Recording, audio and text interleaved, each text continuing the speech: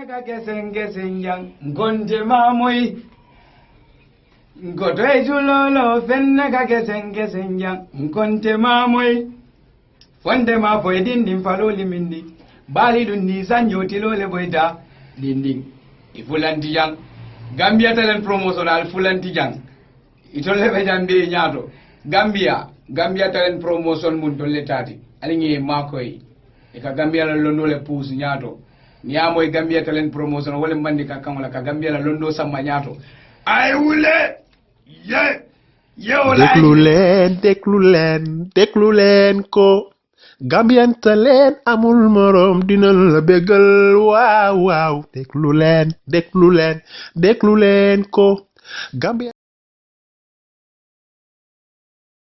Karasu Properties and Investment Limited, ye can also dale lamen karawa 20 by 20. Jiobeje, Kurangabeje.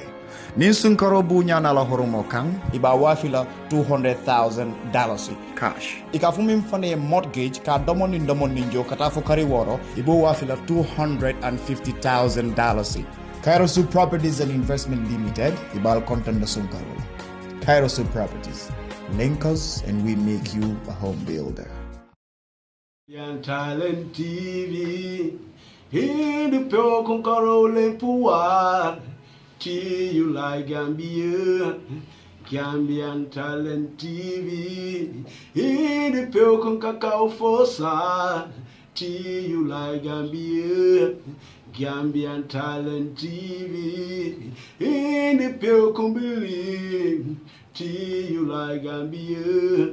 The Barang Gambian Talent TV in the Pale Kumbilingi you like Gambia. The Barang Gambian Talent TV. The Chirkaro Lempuar. Kanyan hindi ruwat. Ana sama gayi dama ne ana ñu na malubaax ñu bëgg kayen fi si Mam Jara Holiday Inn nekk foofu noonu si fi nga xam ne nag mooy Manjakunda highway bi si kaw tali bi foofu la nekk soriwut nag ak police station bi yéen ñi nga xam ne nag yéen a nama seeni holiday nama si yu baax ñëw leen si Mam Jara Holiday Inn ñu jox leen lal yu comfortable jox leen néeg yu baax néeg yi nga xam ne nag dafa ànd ak AC doo toog dina da nga nama tàngaay doo toog dina da nga nama télé ñu ngi ko fa amee satellite saay boo namee loo nama taal kon nag yéen ñi nga xam ne yéen a nama wireless ñu ngi fa amee li nga xam ne nag mooy free wifi 24 hours ñu ngi ko fa amee yéen ñi nga xam ne nag yéen a ñëw holiday ak seeni family ñu ngi fa am li nga xam ne mooy 2 bedrooms 3 bedrooms ak single bedroom boo si nama rek ñu defalal la ko looy xalaatati lekka soo ko bëggee ñu kiitalal la ko foofu noonu waaye tamit soo bëggee li nga xam ne nag mooy dining rooms suñu néeg yaa ngi ko amee dining area boo xam ne loo si nama def ko sa kitchen tamit yaa ngi ko nama yëpp si biir room si yéen ñi nga xam ne yéenay déglu yéen ñi nga xam ne yéenay seetaan war a ñëw Gambia bu leen namati dara lu dul Mam Jara Inn moo leen fi nekkal si kaw tali Manjakunda highway bi mun ngeen ñoo call si 2414444 2414444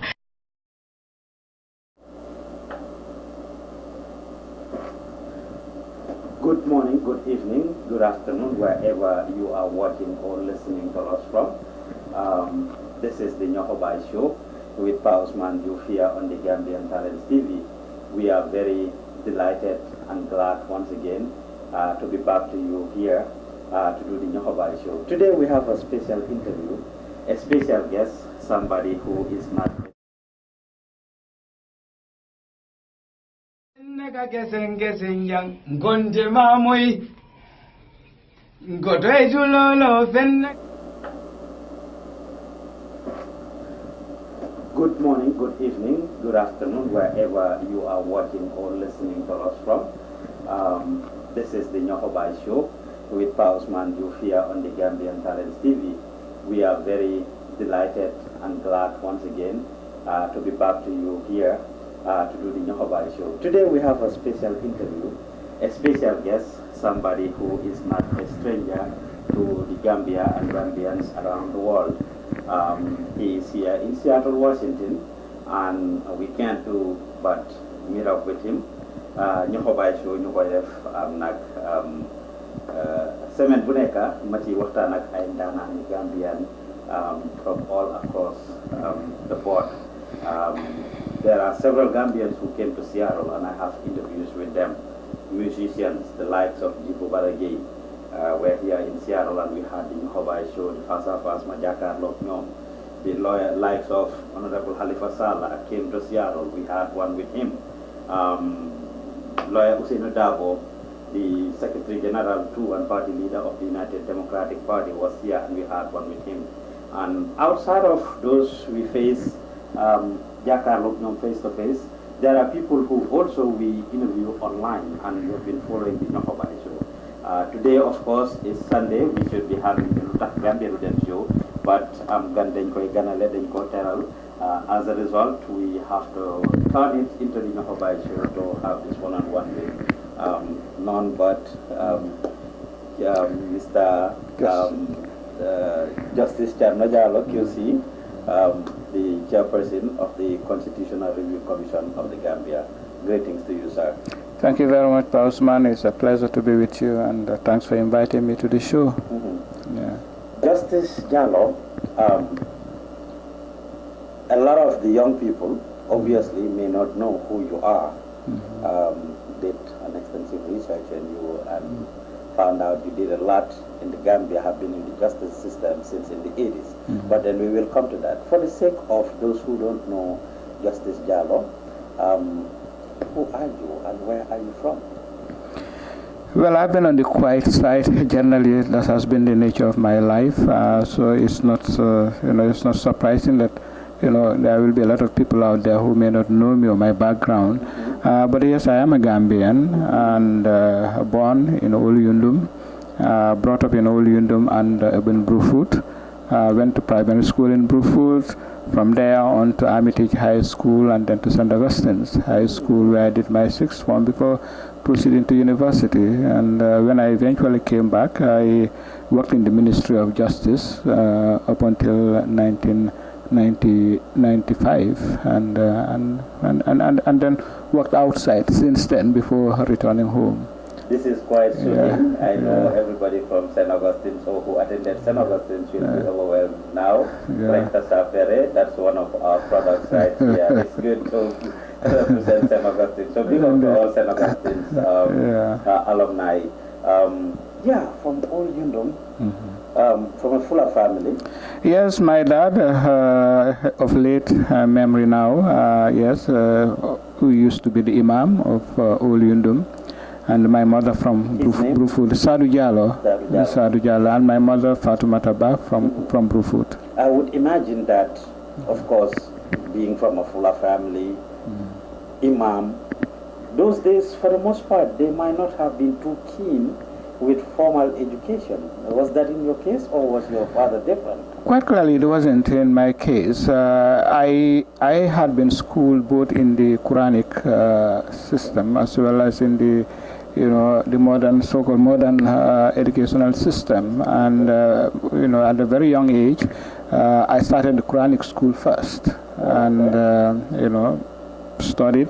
And then when I reached school-going age, my dad took me to my grandparents that's my maternal grandparents in Brufut, and I attended Brufut Primary School.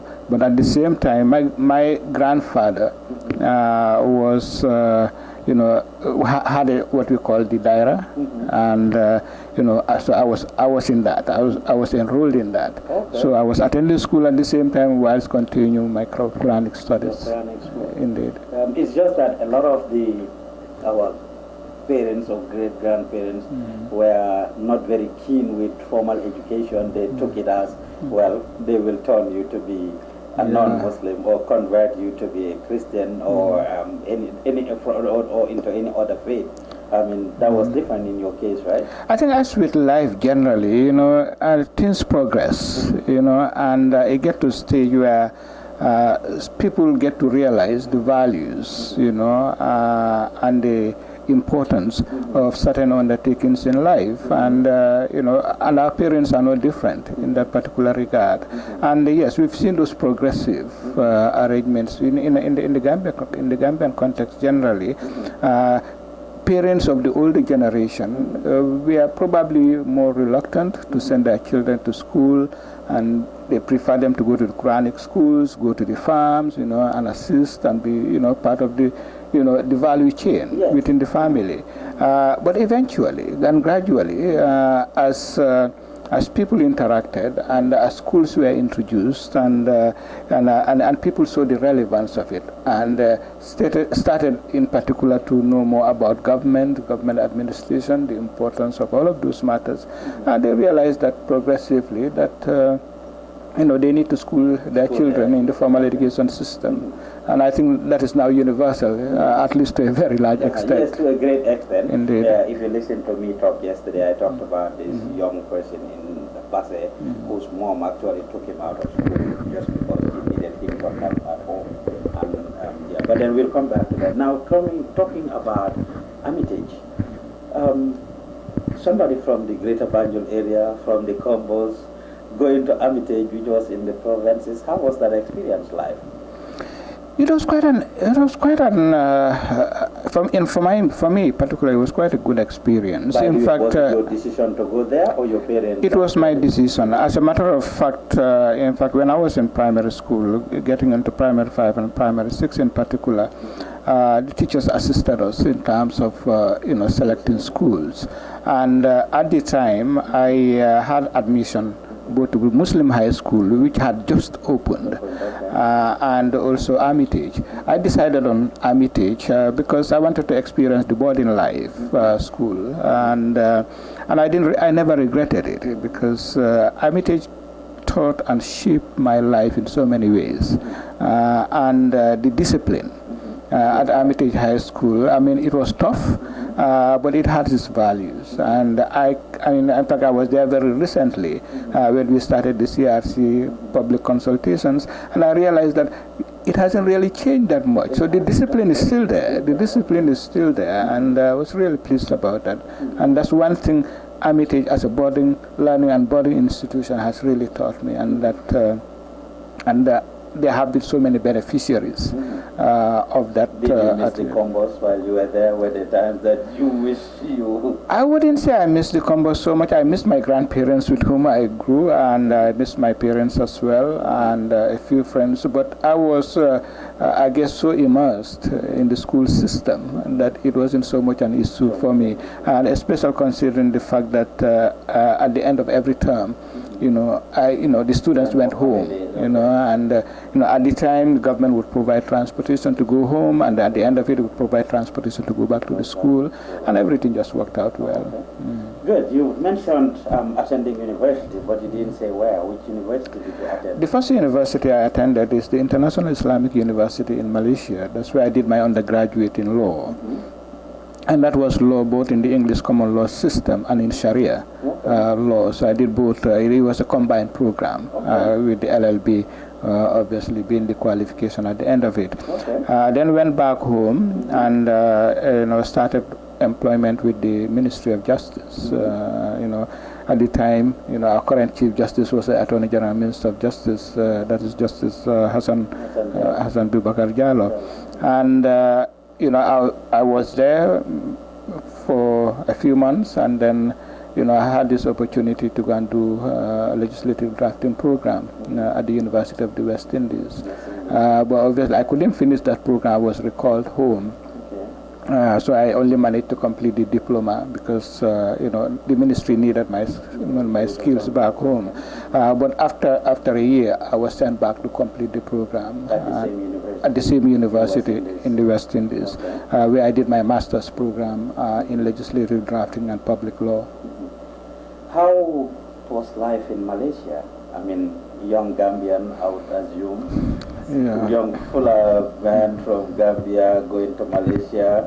I mean, those days I would assume there were not a lot of Gambians there. Did you have any Gambians there at all that you were with? When I went to Malaysia, I went with 4 other Gambians actually. So we were 5 Gambians there at the time.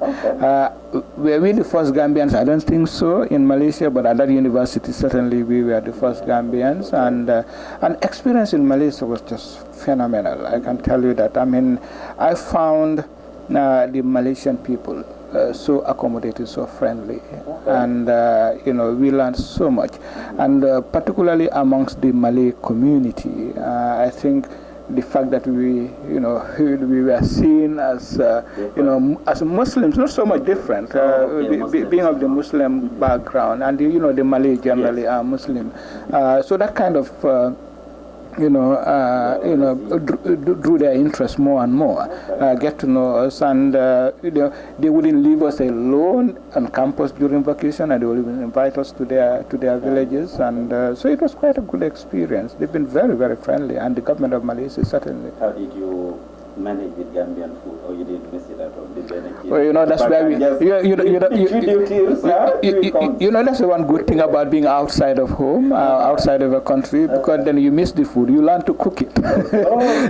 So actually, that's where I started learning how to cook Gambian dishes. Obviously, you do your trial and errors until you become perfect in it. And that helps. Okay, fair enough. So how about the West Indies?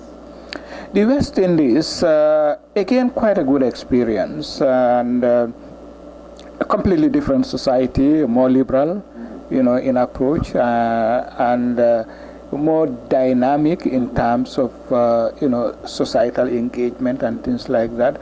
But on the whole, also very supportive. We found people who have been very supportive, and the fact that when this West Indies is effectively, in my view, representative of Africa as well, and I think it was just, a complete fit. It wasn't really an issue so much. Yeah. So you came back to the Gambia.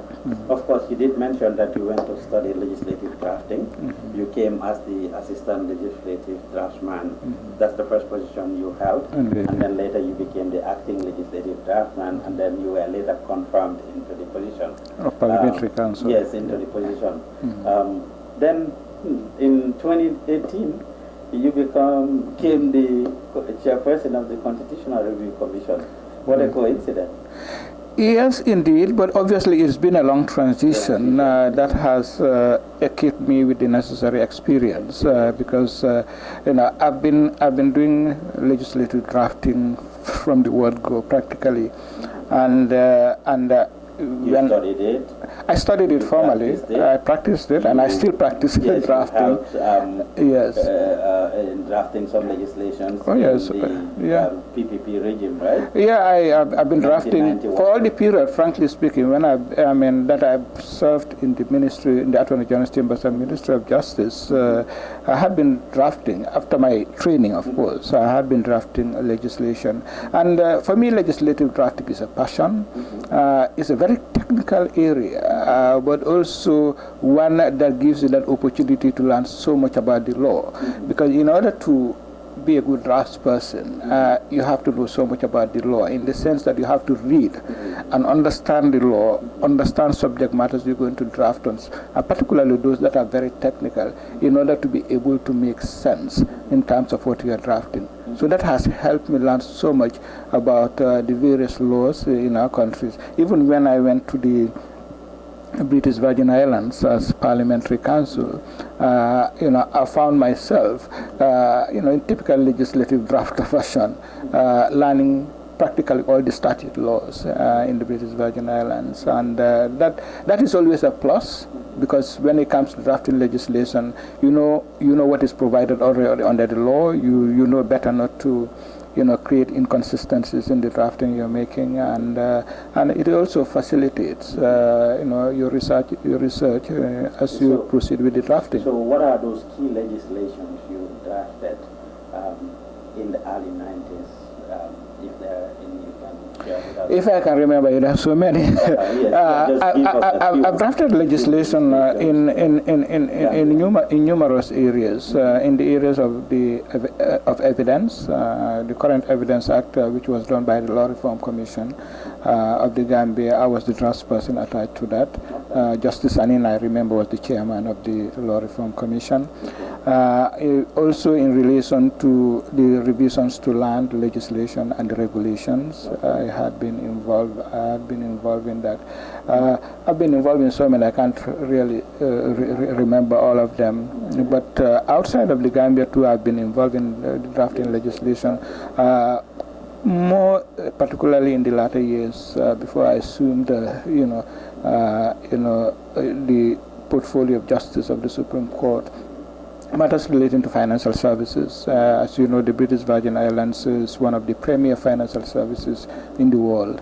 I was going to come to that. You served as the legislative draftsman for the Gambia till 1994.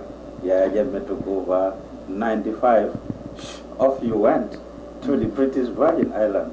What prompted your leaving? Were you not? Was it the junta or what? Because it was in 95 that you went to the British Virgin Islands. It was a professional decision, frankly speaking, and because it was a difficult period as a draft person, where I found myself in the situation receiving instruction to draft legislation that typically affected the lives and liberties of individuals, and increasingly I found that my advice against some of the initiatives being proposed were not really being taken into account, and I felt uncomfortable dealing with that. So did you participate in the drafting, in putting together the decrees? I did. In fact, the first degree established in the junta, that was something I worked on. And I remember at the time we were more concerned at the chambers in ensuring that the human rights component of the lives of Gambians generally was maintained, and we managed to convince the junta to retain that, not to repeal the human rights chapter, and that worked pretty well, but only for some time until, and I don't like saying this, but it is a fact. Until we had some resource persons from one of our countries in the region to assist with our capacity, and came and advised that really human rights chapter has no place in a revolution. Yes, just like that. Just like that. Human rights has no place. No, human rights chapter has no place, and they said it was wrong to have retained it in Decree 1. Would that be Nigeria? Well, I don't want to get. I don't want to get. No. You're surprised. It's not Nigeria. It's not Nigeria. Well, it won't be Senegal. It won't be Senegal. It has to be an English-speaking country. But look here. I mean, it's fact. It's out there. It's public. It's Ghana actually. Ghana. Yes, okay. And they've gone through a lot of military takeovers and so on. And but that was the advice that was given, and that was accepted, much to our chagrin. We were not pleased about it, and but that's what it was. Okay. The last thing I did was I was appointed a member and draft person of the Electoral Law Review Committee, and I undertook the drafting. Okay. Of the election laws, which I did. So that became an election decree, and at the end of that period, I had to take I decided to take the decision that I could no longer work within the system. And so that was your big moment, the drafting of those electoral.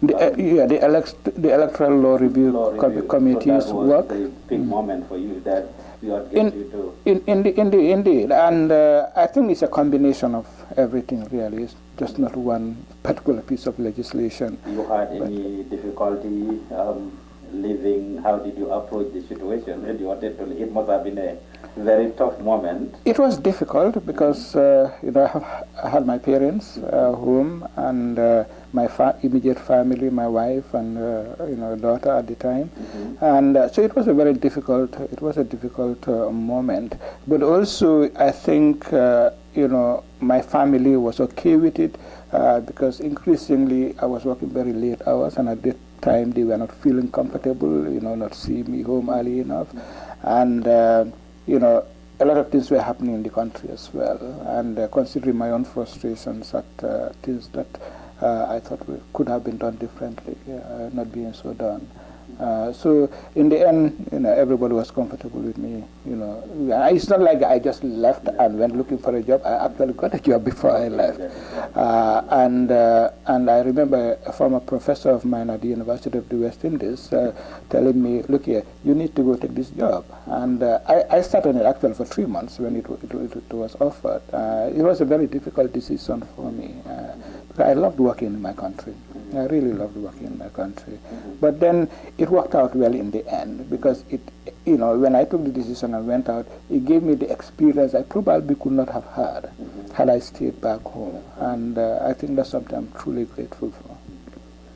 You are watching the Nyohobai show here on the Gambian Talents TV. Houseman is your host, and my guest is Justice Cherno Jallow, the chairperson of the Constitutional Review Commission of the Gambia, QC, of course. We have to add on to it.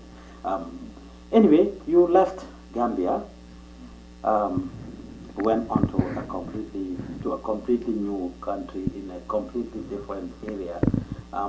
Just yesterday at the ceremony, at the event, I think the discussion came about having chief justices, Gambian justices, whether the Gambia should have yes, local or Gambian citizens serving as justice, or should we have foreigners be able to serve?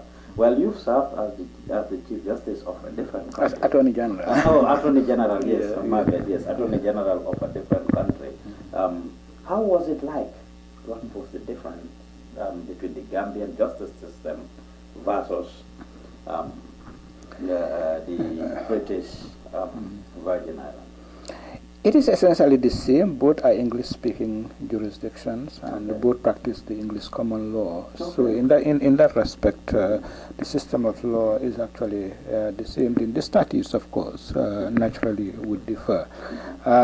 And it was an easy settlement for me when I moved there, and I moved there not as Attorney General but as Parliamentary Counsel. Parliamentary Counsel, yes.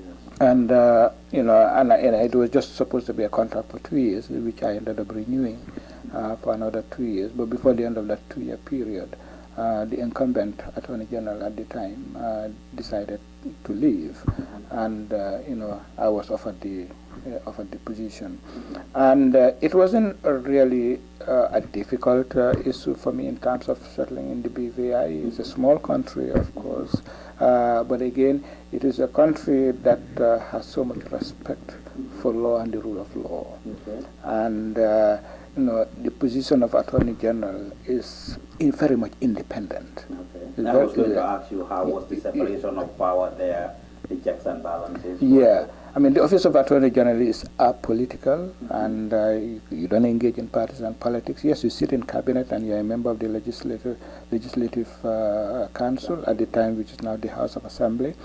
But you take a non-partisan role. So you're the chief legal advisor to the government, and also the advisor to the legislature, and everybody respected that.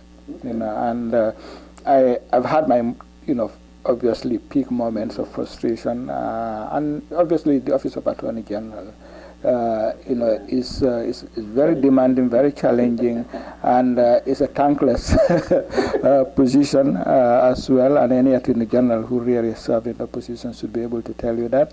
But the difference in the BVI was that everybody recognized the independence of the Office of Attorney General, and even where ministers of government or politicians generally disagreed or did not feel comfortable with the advice of the Attorney General, they thought twice before going against it. And generally, during my tenure, I think I received that level of respect because you find that you are in a position where your only friend and your only protector is the law. It's not the politician, it's not the governor, it's not anybody else. So you have to be very careful in terms of what you advise so that you are able to defend it from legal perspective. And that worked out well. Like I said, we had our moments of debate, but ultimately they saw the value in it. And I served under 2 administrations in the BVI because I was Attorney General for 7.5 years. Okay. And at the end of each, I think there was a general level of appreciation in terms of the work that I've done. You work under the same administration, or there has been a change of government? There had been a change of government. And you still and send you parking? No. Well, the opposition, obviously, I was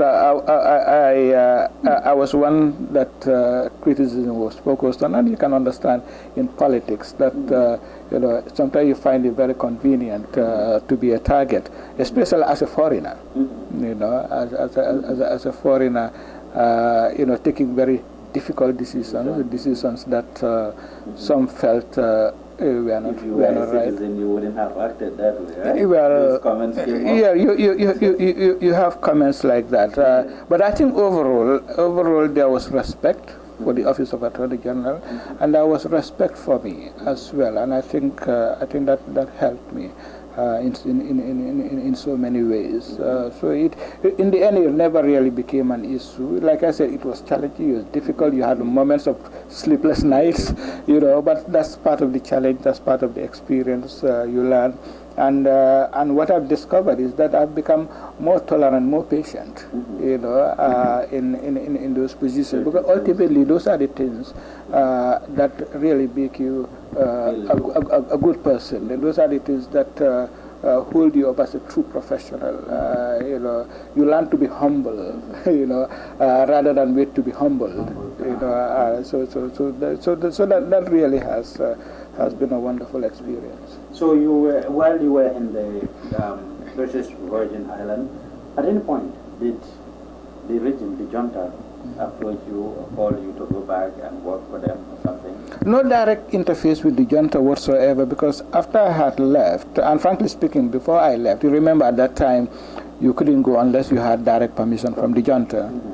So I just applied to go on for medical, checkup, which was the position, but in the end ended up, in that position. And I came back after 2 years, and obviously I've always tried to keep low as far as my life is in general concerned. I did have one or two, maybe two actually, approaches, but not from the administration directly, but from individuals connected to the administration. But my take on it was simply I have legal obligation elsewhere, and I had to keep that. Okay. Yeah. How did you feel hearing all the stuff that were being rumored about the way the junta was administering the country? You must have seen a lot of things, and the transformation and transition from one level to the other, how they were getting comfortable, especially with human rights violations and stuff. Of course, you are a Gambian. How did that feel? It was very frustrating, I must say. The whole coup for me was unsettling, going through it and seeing some of the behavior really was even more frustrating. Yes, we could blame the junta for whatever it is, and it will be blame, worth it. But at the same time, I came to realize that we as Gambians were part of the problem, and we're not on the junta.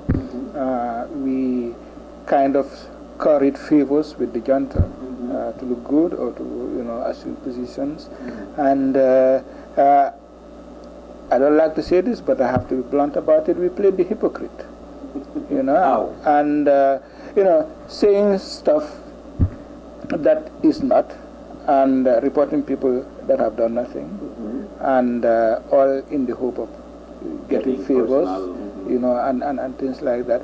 And even worse, at the professional level, is not being a professional, and that kind of frustrated me. And I was seeing them every day, basically across government, and it was frustrating. What is your reaction to folks who would say that folks like you, who were there from the get-go, actually set the pace for the 22 years that we ended up in? Because from the beginning, those of you that were there had the opportunity to say no, to put your foot down, especially when you knew, for example, the advice you said that the Ghanaians gave that human rights whatever you said did not have room in a junta or in a military rule. You could have said no to some of those things, and then we wouldn't have reached this level. I mean, the sacrifice would have been done at that time rather than 22 years later. What's your reaction to folks who would? Well, I respect individual opinions on things, and people are free and certainly to make and draw their own conclusions in terms of certain conduct or behavior, and that's something I totally respect. But we have to understand, at the time, the Gambia civil service was a highly professional civil service. And as civil servants, we never got ourselves involved in politics. And that was, and I liked the civil service the way it was. It wasn't perfect. It had its shortcomings. But compared, if you were to ask my opinion, compared to what I see today, we all experience today, it was far more professional. And so we did not get involved in that. But obviously, like I said, in my own particular situation, and I'm sure I see the same thing for colleagues at the time, at the Attorney General's Chambers and Ministry of Justice, we had to face the reality. The reality. The reality was that we have a regime that has settled, and there was nobody that was going to remove the regime at the time. That was the reality we had. So the question is, how do we manage our institutions? How do we ensure that the rights of Gambians, the liberties, the freedoms are respected? That was why we at the Attorney General's Chambers level at the time said, you know what, retain the human rights chapter. You can remove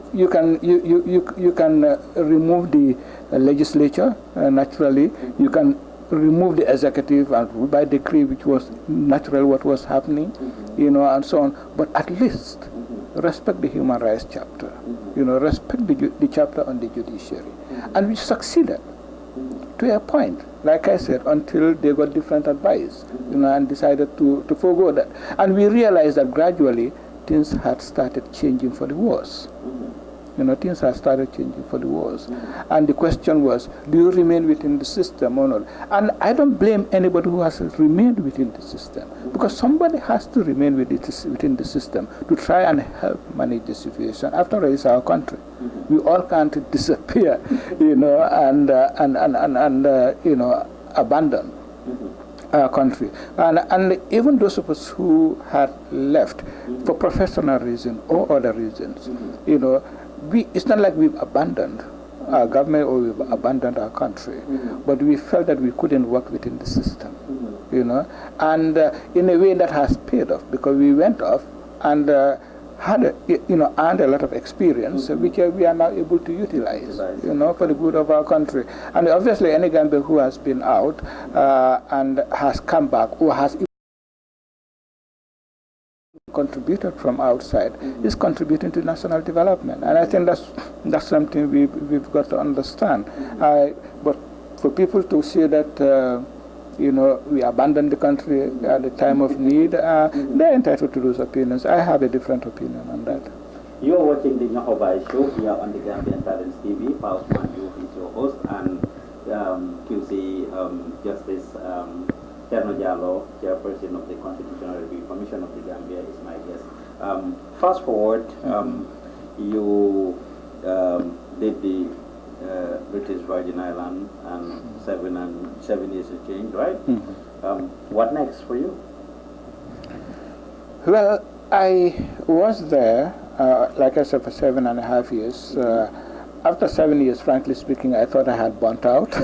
And you have a term limit, or it was? No, it was on contracts that I kept renewing. Okay. But after my last contract, I gave notice of 20 months that I would leave. Okay. And because I realized that I needed to move on. At some point, the Office of Attorney General is quite stressful, and when you realize you are burnt out, then you come to the realization you cannot contribute more than what you're already contributing. Okay. So that's the time to phase out. And I decided that time had come. And it was a difficult decision for me, but one supported by my wife, my children, and that was quite helpful.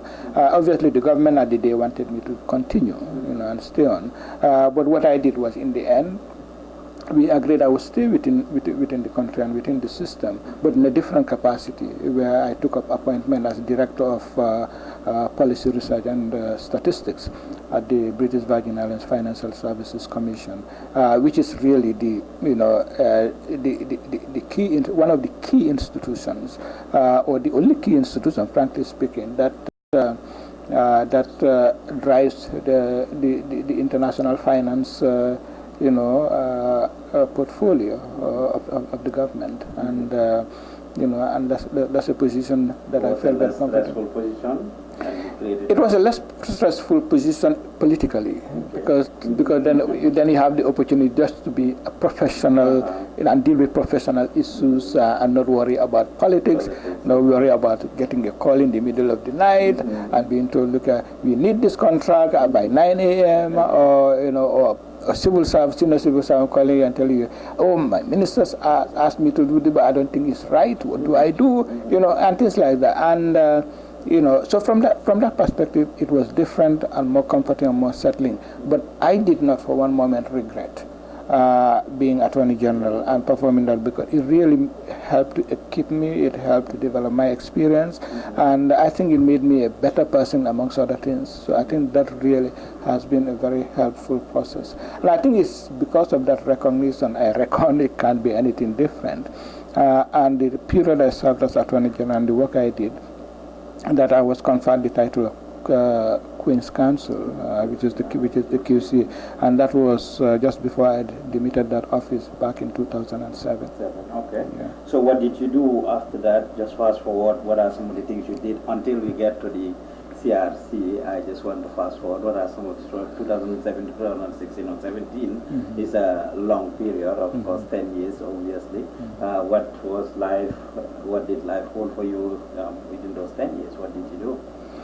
Within that period, obviously, I continued with the British Virgin Islands Financial Services Commission.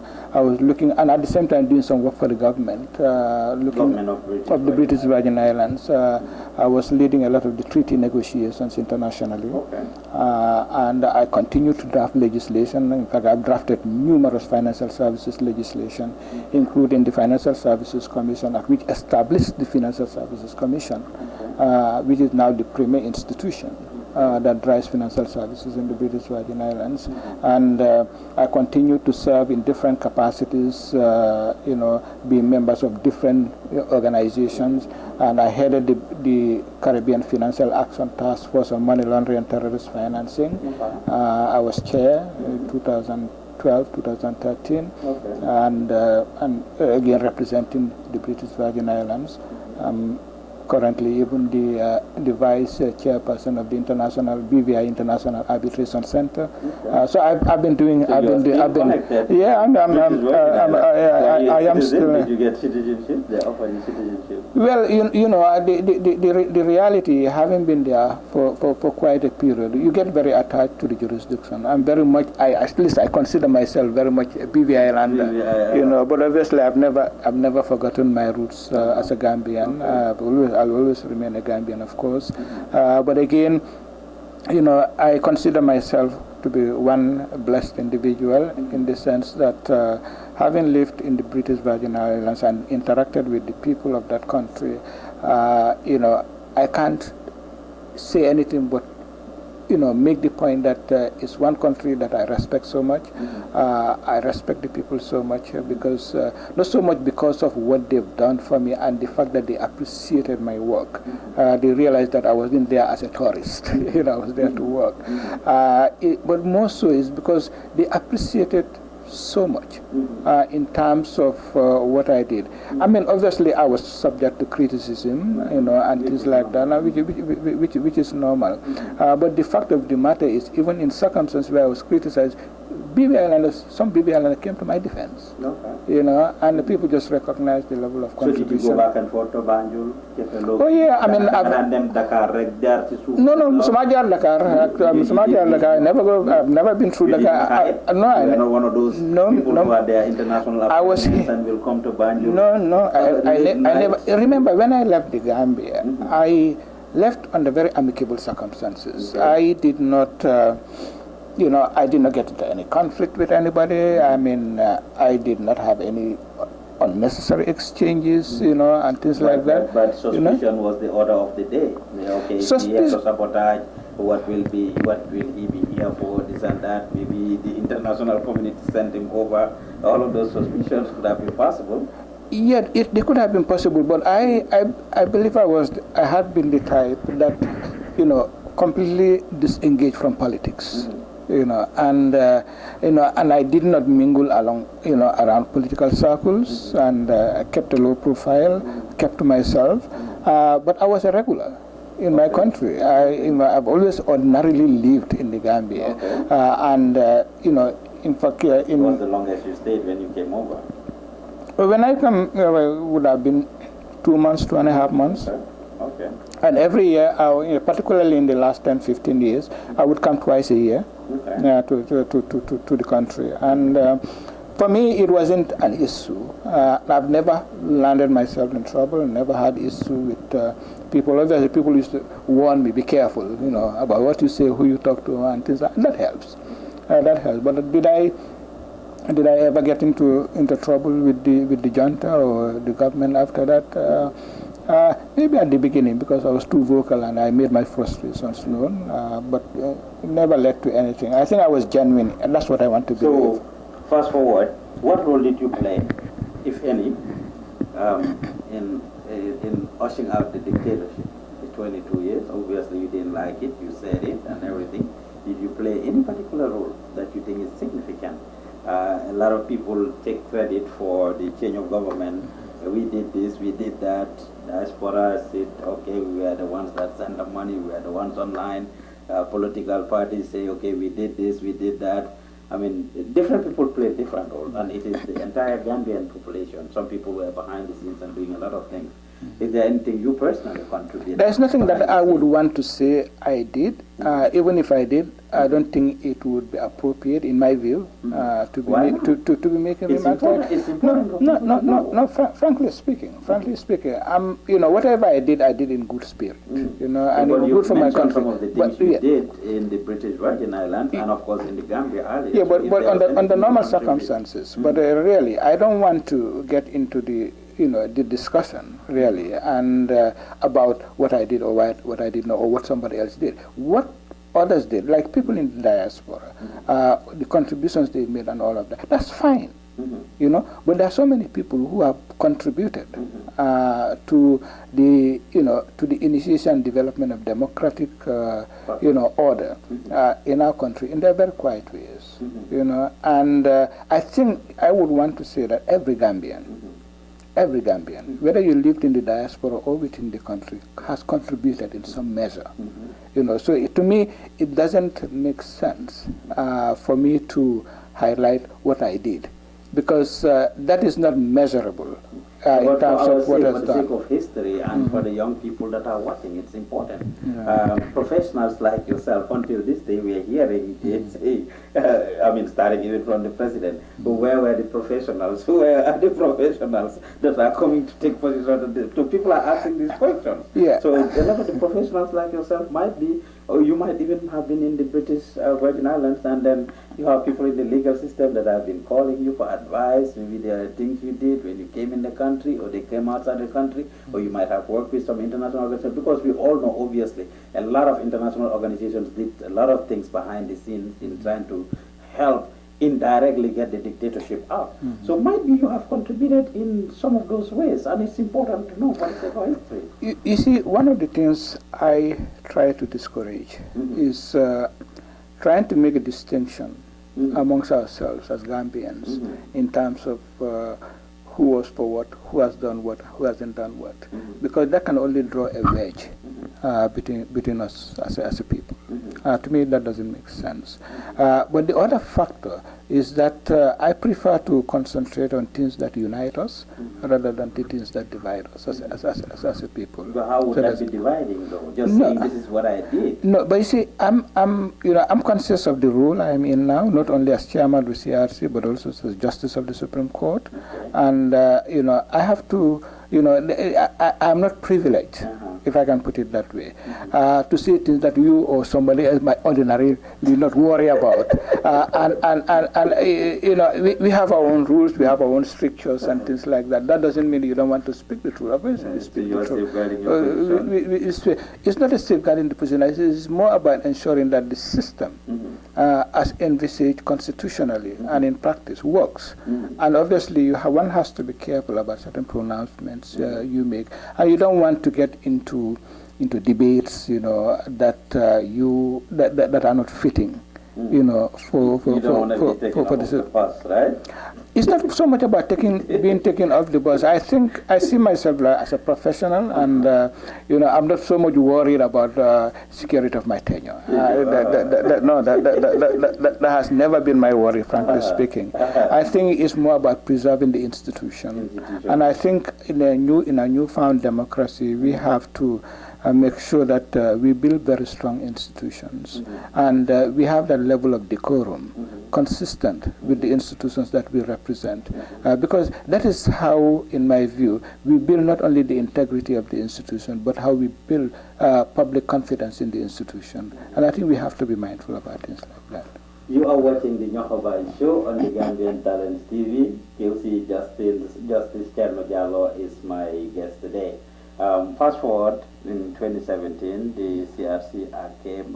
The Gambia decided we needed a new constitution, and you were appointed the chairperson.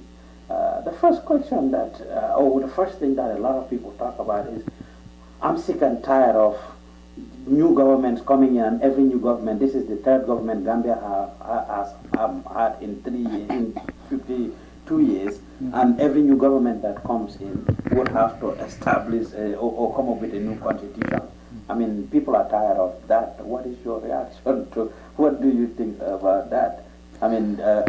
Yes, this one came and you are appointed, and there is hope that it will be the last one. But what is your opinion? What do you think about that opinion of people, the people who think, well, Gambia will continue to do this, changing constitutions every time? I respect people who express those opinions, and I respect their opinions. And the reason is simple. People generally will speak out of experience, and that's what is happening. People are relaying their experience to what they are seeing happening now, and beginning to wonder whether it will be any different. And it's a logical way of arguing things. But I don't think it's a question of every new government coming in creating a new constitution. When in 1965 we had our independence, we have the Gambia Constitution order, which basically laid the foundation for independence and for self-government. All right. When we became a republican, when we decided to, assume a republican status as a country, obviously that necessitated a new constitution. So in my view, that was the only new constitution. What we had back in 1997 was not a normal situation, in my view. It was a military takeover, which was completely at odds with democratic systems and values. So it was an imposed system, as it were, in that particular context. So from 1979, one can argue that yes, we had 3 constitutions, and now we probably are building a new one. But in reality, the way I see it, on the normal democratic settings, it's only 2 constitutions: 1970 Constitution, and this one we are preparing now. Yeah. Okay. A lot of people also argue that, instead of coming up with a new constitution, couldn't there have been adjustments? And this is people talking. Yeah. Couldn't there have been adjustments in the already existing constitution? Look at some of the laws that we think need to be changed, and just change those and move on. Why does it have to be a completely new constitution? I've had those submissions as well, but let's look at it from this perspective. We had the 1997 Constitution, and that Constitution, when the draft was presented at the time, the junta did amend the Constitution, but people did not have the privilege of seeing the original Constitution. Okay. But where I sit today, as chairman of the CRC, I can tell you there have been a lot of adjustments to the original draft. Okay. All right? And since then, you know, the adopted constitution, which is the one we have now, there have been over 50 amendments in the constitution, to the extent certain people were not sure which amendments were right and which were not right. Take a typical example of Section 1 of the constitution, which declares that the Gambia is a sovereign state. There was an attempt to amend the constitution to amend that section, declaring the Gambia is a sovereign secular state. So the word secular was introduced. That was challenged before the Supreme Court, which declared it unconstitutional. But if you get a copy of the constitution today from the government, from the printer, it has the word secular in it, which has been declared unconstitutional. And we have I think we got to a stage where we had different versions of the constitution. Nobody really was so certain, except probably within the legal circle, as to which represents the true constitution of our country.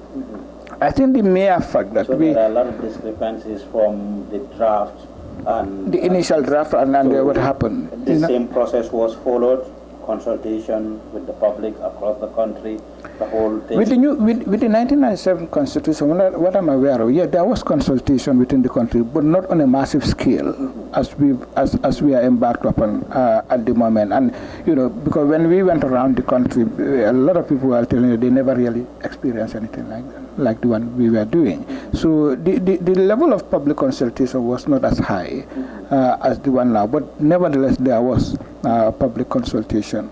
So ultimately we find ourselves in a situation where we have a constitution that has been tampered with so many times that you know, when you come to the current dispensation now, where we are saying, okay, we can reform the constitution, and take the argument you just proffered that why don't we just amend?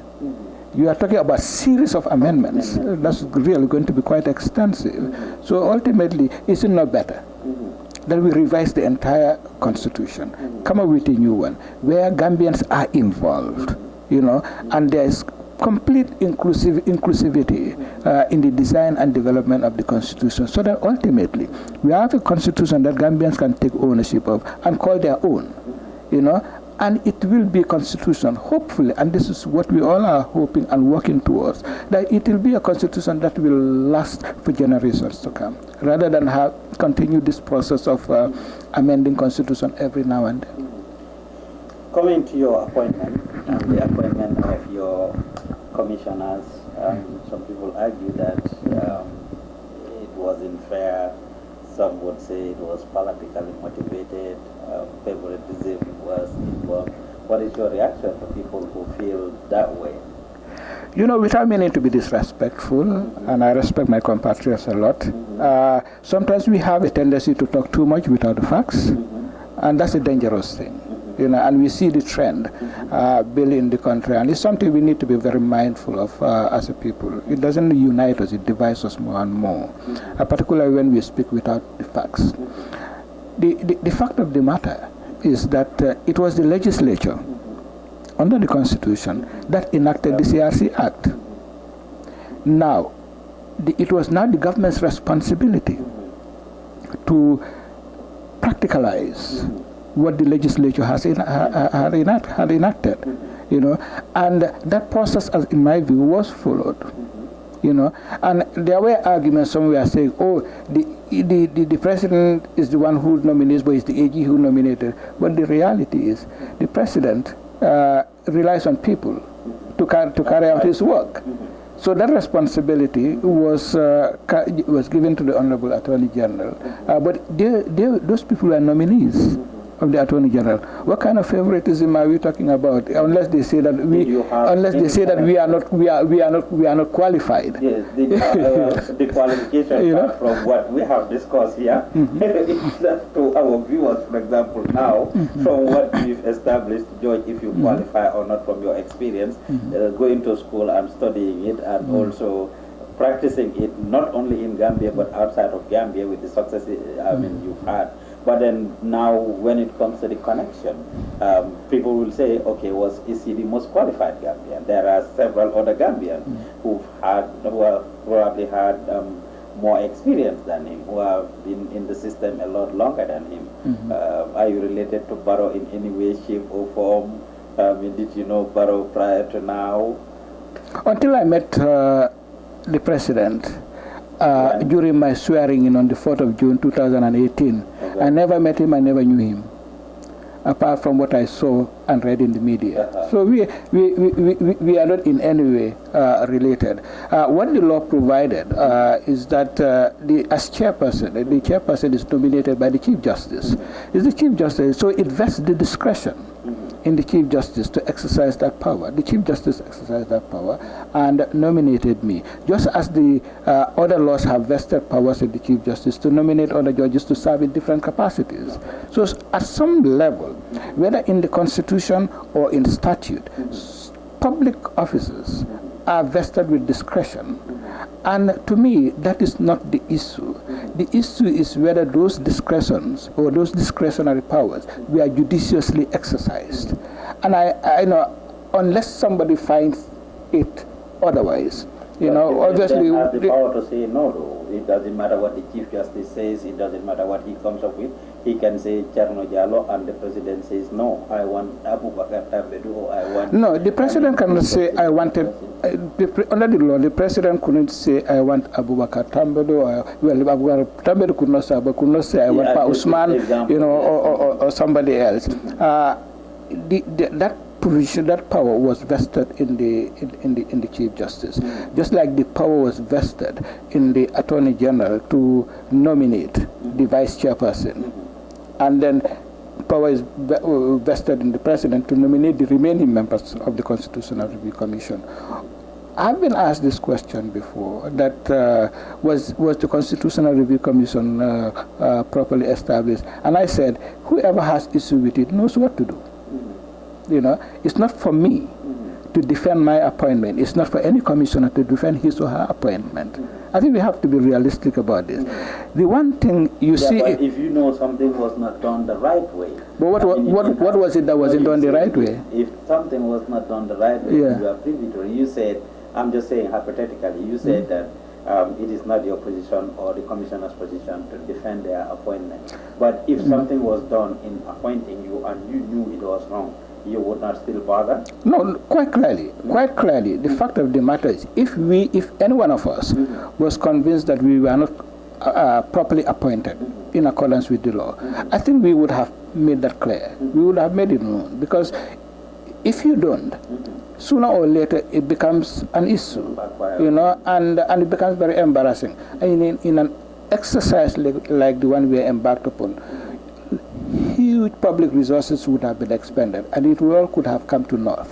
You don't want that. As a professional, you don't do that. When something happens and you are engaged in it, and you realize that the proper processes were not followed, proper procedure wasn't followed, you make that known, so that can be rectified. But in this situation, I did not find none of my commissioners found anything legally wrong in the way it is. But these were opinions held by a few people.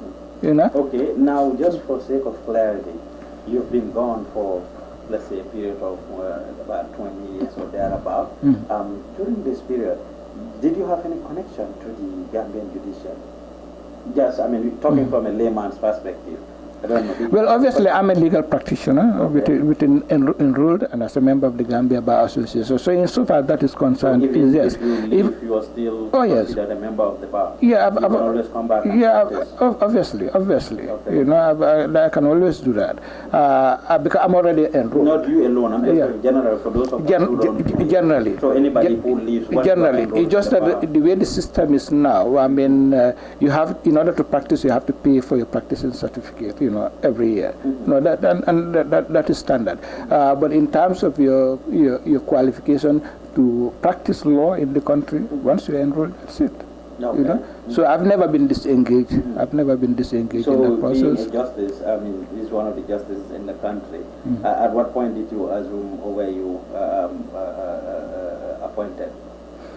I was appointed back in May of 2017, it was as a justice of the Supreme Court, and as you know, the Supreme Court sits in sessions. It means that we don't sit all the time. The reforms being carried out by the Honorable Chief Justice is that eventually that's where we will get to where you have a Supreme Court that sits throughout the year. But even outside of the session, normal sessions now, which are twice a year, we do sit regularly every quarter. Okay. Yeah. So and we try to, and if urgent matters come where we need to sit, obviously that discretion still vests in the Chief Justice to convene the court. Are there any foreigners in the justice now? I mean, this year was a big concern during the IJMS time, and still do we have foreigners? They were usually, in fact, they were dominating. They dominated the justice at the time. Now, do we have any foreigners in the justice? We have two colleagues, one from Nigeria in the name of Justice Yahya, and another from Sierra Leone in the name of Justice Brown Mark. And I can tell you, these are talented and highly professional, ethical judges as far as my experience and my relationship with them goes. Yes, we've gone through bad experiences as a country with some persons within the judicial circle and the legal circle as well. But I think that's something that is well known and everybody's trampling. So more or less, it is not true that Gambians are not competent to run our own judiciary. That is not the reality. Absolutely right? Absolutely that. Gambians, I can tell you, we can even fill the Supreme Court today with Gambians purely. Obviously, getting the right people to agree to leave what they are doing, to join the judiciary, public service is the concern. But are there competent Gambians? Absolutely, we have them in large numbers, certainly. So I wouldn't say that we don't. But also, you see, there's some value in having some of these, judges from, brother countries, sister countries. They bring a certain level of expertise and a certain level of experience, which cross-fertilizes with our own experiences and our own systems and so on. So we learn, we become better.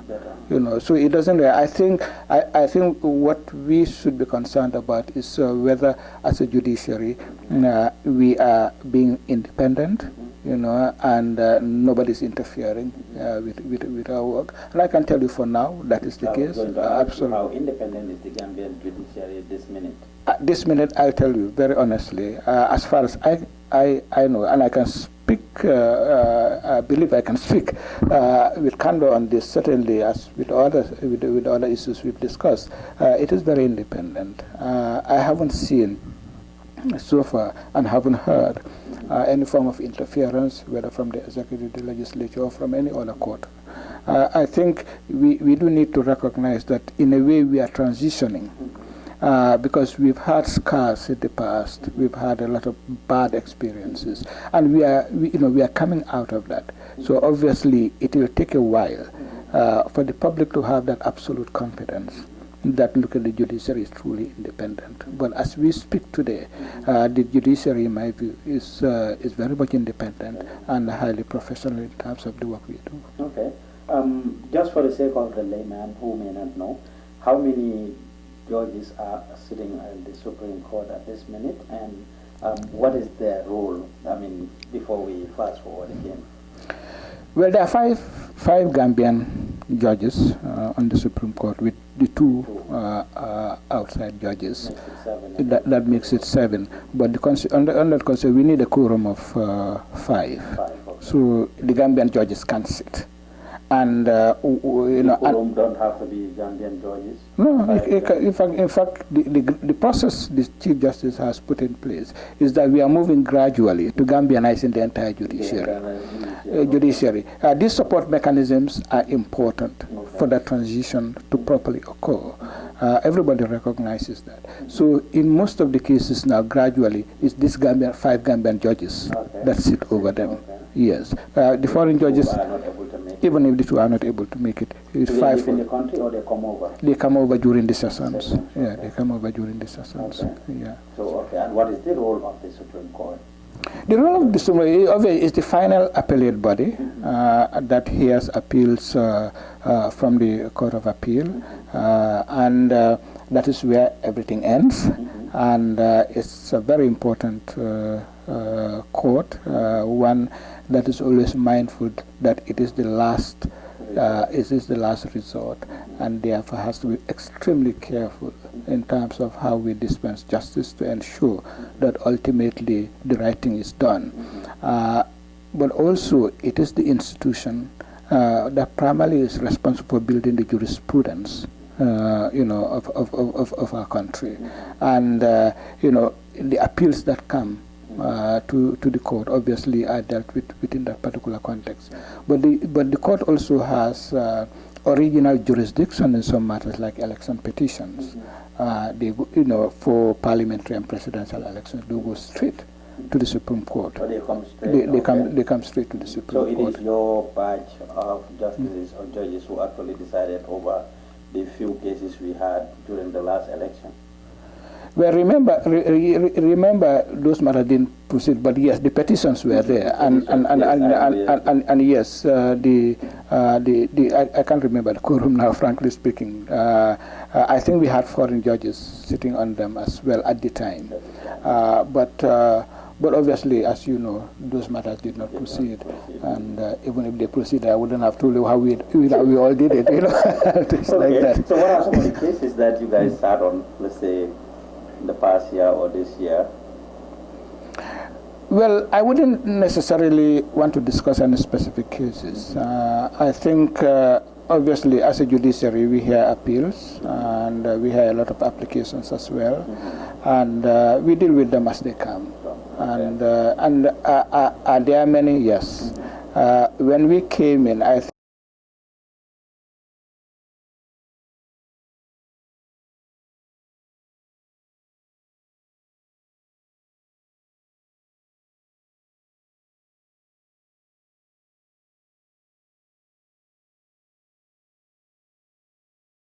we had something in the region of about 40 cases on appeal. But by the second session, we were able to dispose of nearly all of them. Okay. So it was a very tough period, but we needed to get rid of the backlog, because otherwise you have more appeals coming and then things develop and so on.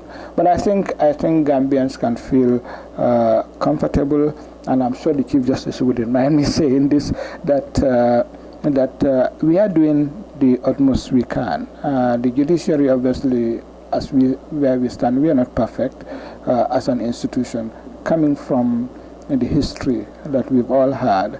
But I think the collective effort under the wise leadership of our Chief Justice is getting us there, especially with support from the executive and the legislature. And I think with the new constitution, hopefully, that can be reinforced. Because we have to understand that no democracy works. No democracy works the way it should.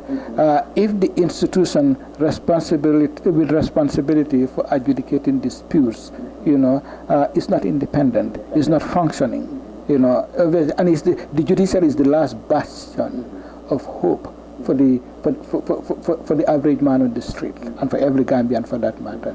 And people need to have confidence in that institution. So otherwise, it could lead to breakdown of person. How many millions are you guys paid? Don't join those. Don't join those Gambians that keep speculating about. You must be paid a lot of millions. Gambian taxpayers, huh? Sitting twice a year.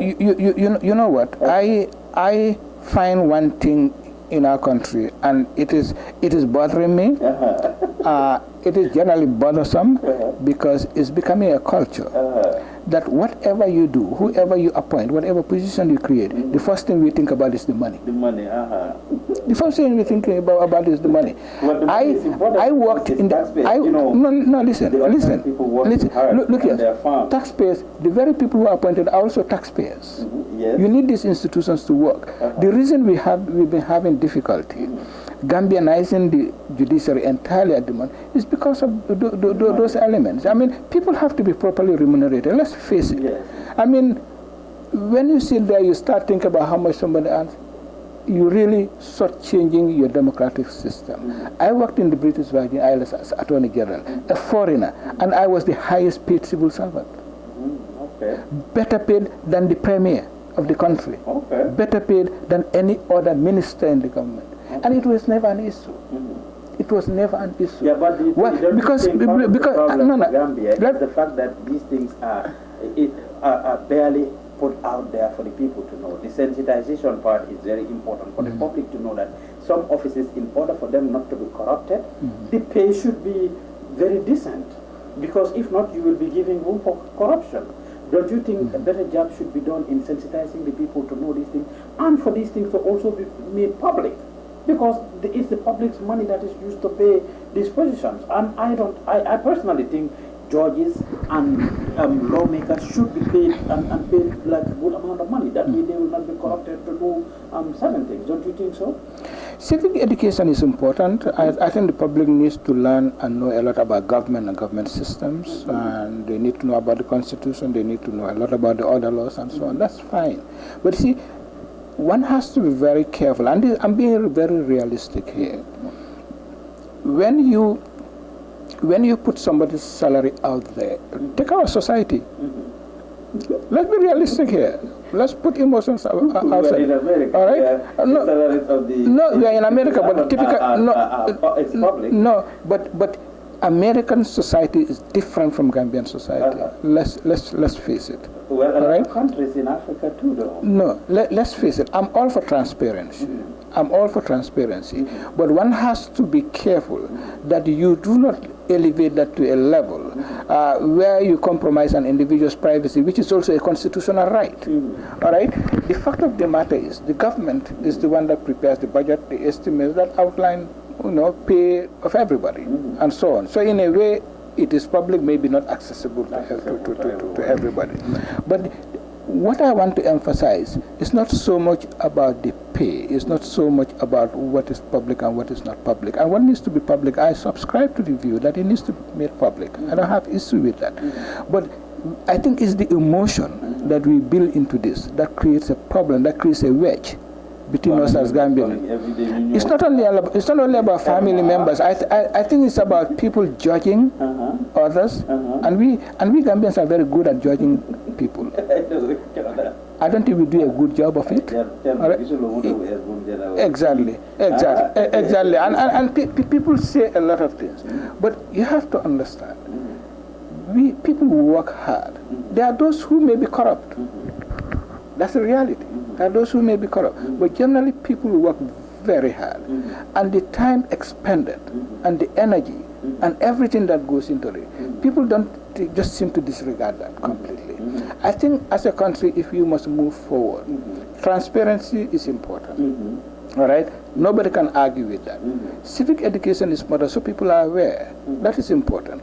But at the same time, what we don't normally emphasize, which we need to emphasize, is that we need to stop castigating people who hold offices, because it is affecting and it will continue to affect the way we function as a country, as a government, because the people, the right people who could assume those roles and do a wonderful job for our country will shy away. They will definitely shy away. Yeah, and we don't need that. What we need are genuine professional individuals, people who are incorruptible, people who will assume the position and do the job. I mean, Gambians sacrifice so much for their country, but what do they get for it? I agree with your point, and I would like us to move on, but then if we could both agree on the civic education part, it's very important, because you see, there is this big problem in our country. Information is lagging. People don't have information, and when people are not educated, when people don't know, they tend to assume. And it is those assumptions that are creating all these problems, because at the end of the day, a lot of speculations will be there, here and there. So our government and our institutions, as a country, we need to do a lot better in trying to educate people to know certain things, and that way I think a lot of these problems will be taken care of, because we need competent people, and I think you will agree with me on that. Yeah, Passman, I agree with you 100% on that. I think when you withhold information, you create room for speculation. Yes. And that degenerates into something else that is undesirable. Yes. I agree entirely with that. I think we need open government. I think we need more transparent, behavior in the way we govern ourselves as a people and as a government in particular. And I think we need to be honest, about ourselves, and about each other and our country. I think anything we do less in any of these areas is affecting our development as a country.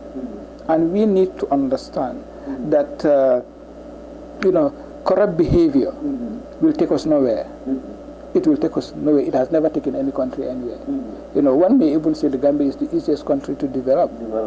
But obviously that has to be benchmarked on certain principles. Honesty, transparency, inclusiveness, professionalism, and all of those attributes. Those are important. And it's the people who are appointed to certain positions that need to demonstrate that.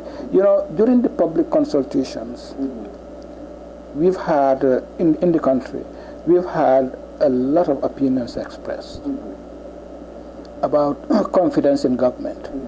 And I know I said this before, and somebody wasn't happy about it.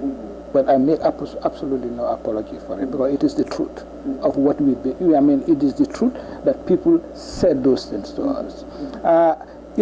We find ourselves in a situation where the Gambian public, generally, I'm not saying entirely, generally, the Gambian public seems to have lost faith in government as an institution.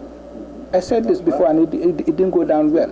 But again, this is our honest assessment as the CRC, based on our interactions with the Gambian public. This is what they've been telling us, And some people even said to us, look here, you have written the Constitution, you're just going through the motion.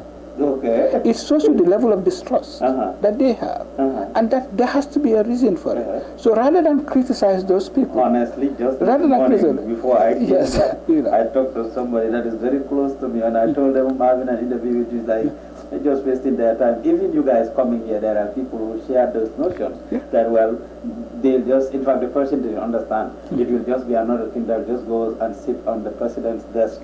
I'm like, this is a completely different story from the Jallow Commission, and we'll talk about that. The Jallow Commission and all other commissions and what they did. So they think, okay, you're just wasting taxpayers' money coming to stay in nice hotels, flying, getting per diems, and all of these cool things are going across the country, and that's what people believe. But anyway, we fast forward to the CRC. What was the first thing you did when you were appointed chairman? I will assume you were the first person that was appointed in the commission, right? No, we were all appointed at the same time, and we were sworn the same day. Sworn in the same day. Okay, so what was the first thing you did? And the first thing we did, obviously, as soon as we were sworn in, and the Honorable Attorney General, Minister of Justice, was extremely supportive of the establishment of the CRC.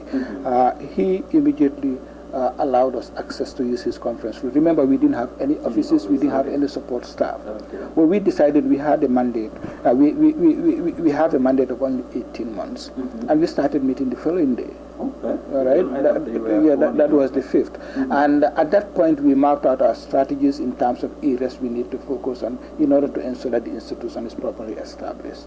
And we started developing our strategy documents on communication, on the documentation, on the what do you call it, and on education, and so many other areas, and whilst at the same time mapping out the process for the selection of a secretary who will head the secretariat and be the support and the support to the commission.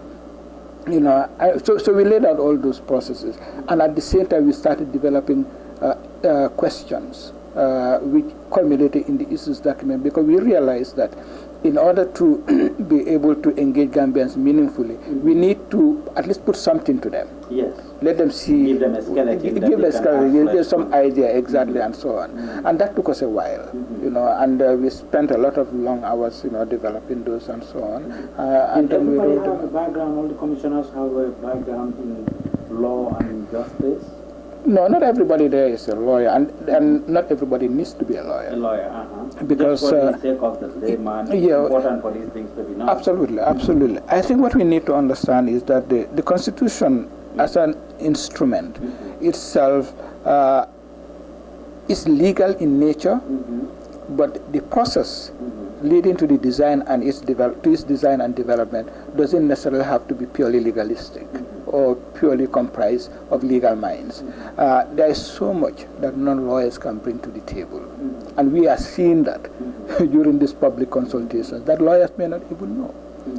So I think having the non-lawyers in the commission has brought in a wealth of experience, whereby we can look at things differently, and look at it sometimes from a layman's perspective. So it's really a good balance, where you have a mix of lawyers and non-lawyers, in the CRC. Okay.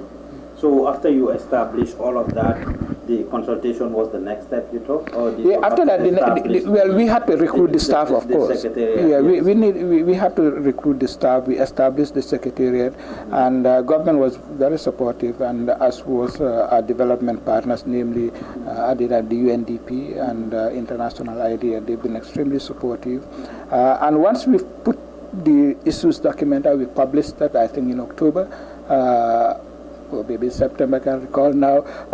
Once we published that, the next phase for us was the internal public consultations, which we started in early November. Yeah. Okay.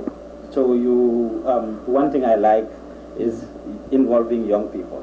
I mean, I'm a person for young people inclusion, and you guys seem to include young people a lot in the CRC administration and the like, especially in the area of the media, which is very good.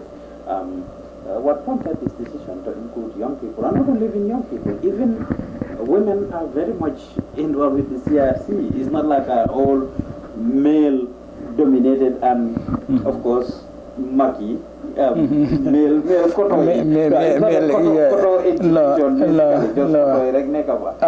are not. young people and there are women. And what prompted that decision? One of the strategy documents we had to prepare was the one relating to public consultations. It was a question, how do we consult? And not merely consulting, but doing it successfully. And we came up with two ideas.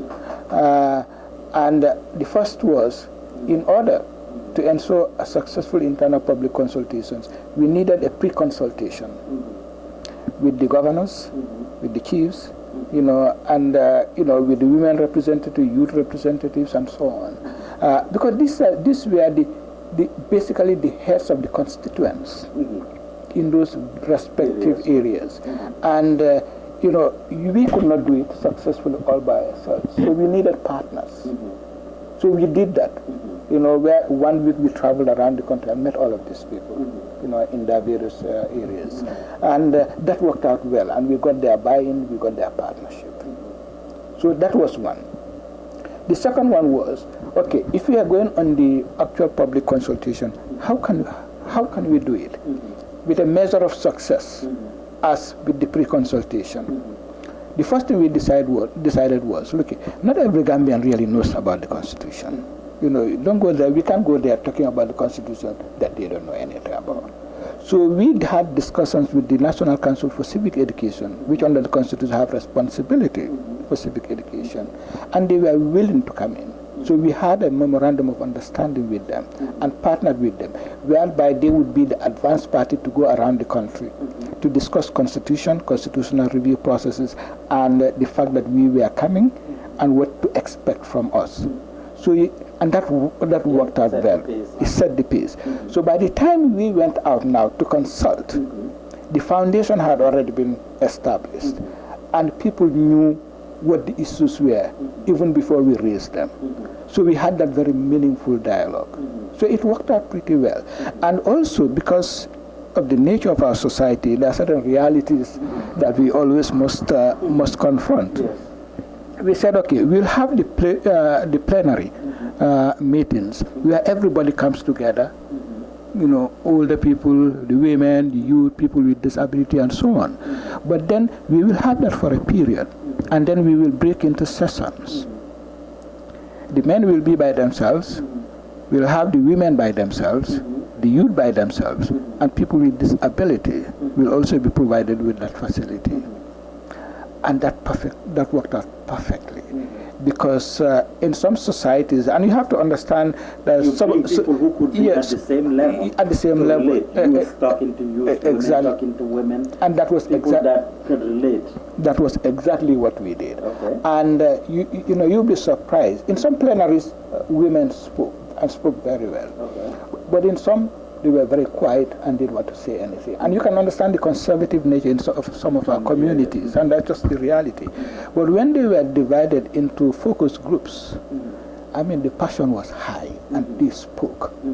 So they were well represented. And I remember when we went to one of those communities, I think it was Janjambure, and we already had our focus group discussions and everything was done. And when we were ready to go, we were looking around for one of our commissioners, our youth commissioner, just to realize that he had a group of youths and students, hanging out with, and talking to them and raising issues with them, in addition to all other issues. You know, and that was really so impressive. And we had to wait for him to finish what he was doing, because youths had been involved in this process. And we've also, during the internal consultations, been engaging the schools in the areas we've been to.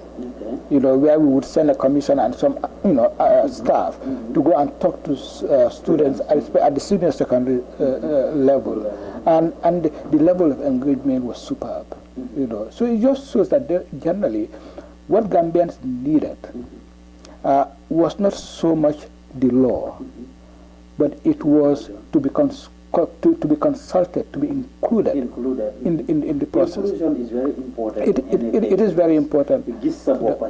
Exactly. I mean, we've been to communities where people have said to us, you know, we appreciate you coming here and talking to us in our bantabas. Even if you don't take on board what we have said, the fact that you came here and talked to us, that was great. You did not come here to validate a constitution. You came here to include us as part of the process of designing and developing one. So it just shows you that people really appreciate being included. And I remember in one of the communities again, somebody saying to us, you know, this is the first time I'm sitting down for a long period discussing and learning about the Constitution. I used to hear it and never knew what it was. Now I know how it affects my life. I would want the same conversation with the same group next year and the years after. That is very important. So again, if emphasize the point you raised earlier about civic education. So it's important. Very important. We need to include our people. Yes. And I will say this. You know, we are going through this constitutional review phase. We need to go. We need to look beyond this. It doesn't mean that once the constitution is drafted and submitted, everything should come to a stop. Civic education must continue. Yes, it's the most important we must continue to consult our people on key legislative measures. Key legislative measures that affect their lives, their way of life, their values. You know, as communities, they need to be consulted. Other countries do it. Why can't we do it? I agree very well that the world is moving to a direction where democracy is very important. And people, Gambian people, grow and be part of this process because it's very important for us to be at that level where people should take their own destinies into their own hands. They should be involved in what is happening versus just making decisions for them and they just follow and accept whatever you are telling them. So it's very important. So you're doing this, you're going to the different communities, you went to the length and breadth of the country. What were some of those key issues that Gambians are very passionate about that they would like to see in their constitution? A host of things, but I'll just cite a few that, you know, stand out very clearly. The first thing is, Gambians don't want a president who stays there indefinitely. I'll tell you that. I mean, I think Gambians are unanimous. But since when, though? They've been praying for president to be there for 1,000 years. They are the ones that have told Jawara. Remember what? They are the ones that told Jawara, begged Jawara to stay in 1991 or 92. Yeah. Yahya Jammeh was almost made a king and was called Babli Mansa. We are seeing the trend with Adama Barrow now. So, but in reality, though, this is what you guys found out. Yeah, I think in reality, like I said before, people speak out of experience as well, in addition to other things. And people generally are saying that we do not need a president that's just going to sit there forever. Okay. And they want a term limit. Even as we had at yesterday's meeting, there was no dissenting voice on the issue of term limit. And the law also, the CRC Act also makes it very clear that one of the things we should take into account is the term limit. You know, so generally people are conscious of that, and like even I said, at the local grassroots level? more at the local grass level that you would have expected, and so that one stood out. The other one that stood out is again we have a unanimous position on this. Basically, is that the Chief Justice must always be a Gambian, and the arguments people are putting across is that it's our own that will know our problems, is our own that will have mercy on us. I don't know how true that is, but at least that's how the people are thinking. So they do not want a non-Gambian ever becoming Chief Justice. So that's almost unanimous across the board. Then there is the issue relating to assets declaration, where we also see near unanimity. Because again, people generally feel that, and they are not limiting this to the presidency or to cabinet ministers. They are saying that this should be across the board, in respect of all key government positions. That people need to know what they have, you know, by the time they assume office, and also how much they have by the time they exit their office. And again, it comes down to issue of transparency and trust. People feel that they need to have trust and confidence in their leaders. And when I say leaders, I'm not only talking about political leaders. It's about everybody who assumes a key position, because that's where the example has to be set. You know, and that has been a concern for them. Obvious transparency is important, and one of the things that people have brought out is, okay, we need to encourage whistleblowing, but we need to go beyond that and protect whistleblowers. You know, obviously, it's a very, very dicey subject, but one again which reflects, you know, the whole issue relating to accountability of persons, you know, holding public office. So generally, there are opinions on those. There are areas where we obviously need to do assessments based on the totality of the information we collect, and those relate to the educational qualification of key, you know, office holders, maybe president, you know, cabinet ministers, parliamentarians.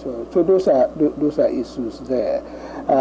The mode of appointing people and so on. The one area where we are concerned initially, but now understand why people feel that way, is where people feel that the presidency. And I'm not talking about President Adama Barrow. It's the presidency as an institute, as an office. Feel that it should be divested of all powers. Okay. Yes, and at some point we will sit back and say, okay, wait. This is supposed to be the most important office in a democratic dispensation.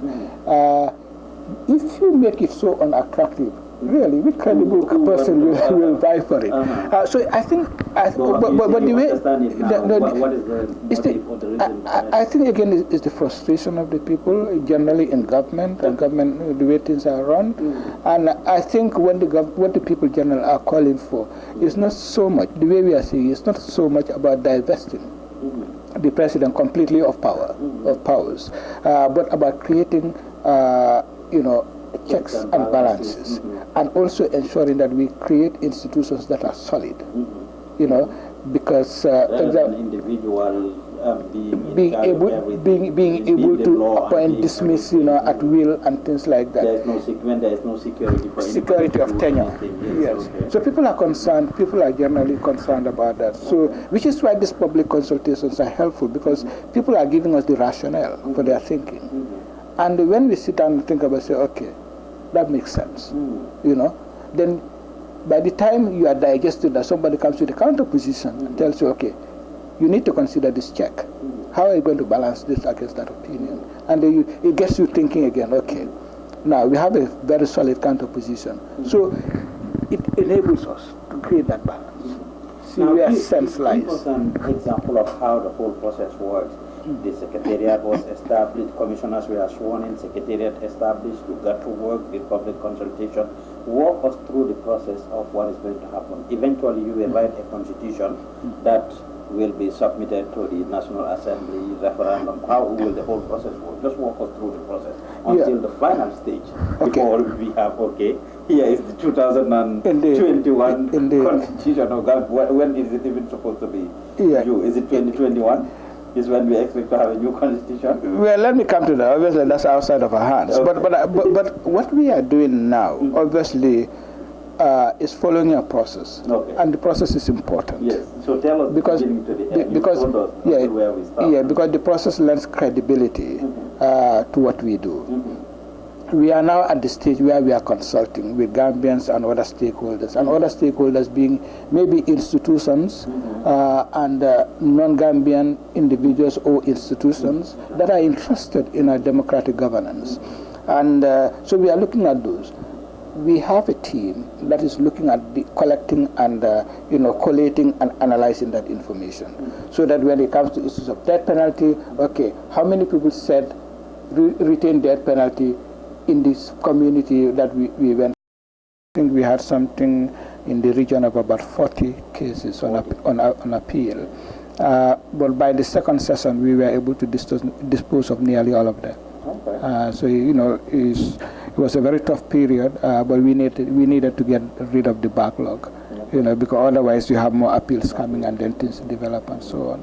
But I think Gambians can feel comfortable, and I'm sure the Chief Justice wouldn't mind me saying this, that we are doing the utmost we can. The judiciary, obviously, where we stand, we are not perfect as an institution, coming from the history that we've all had. But I think the collective effort under the wise leadership of our Chief Justice is getting us there, especially with support from the executive and the legislature. And I think with the new constitution, hopefully, that can be reinforced. Because we have to understand that no democracy works. No democracy works the way it should.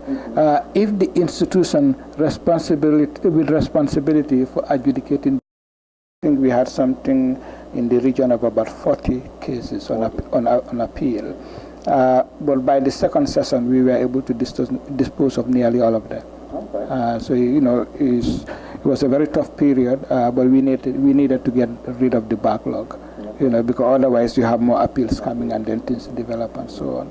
But I think Gambians can feel comfortable, and I'm sure the Chief Justice wouldn't mind me saying this, that we are doing the utmost we can. The judiciary, obviously, where we stand, we are not perfect as an institution, coming from the history that we've all had. But I think the collective effort under the wise leadership of our Chief Justice is getting us there, especially with support from the executive and the legislature.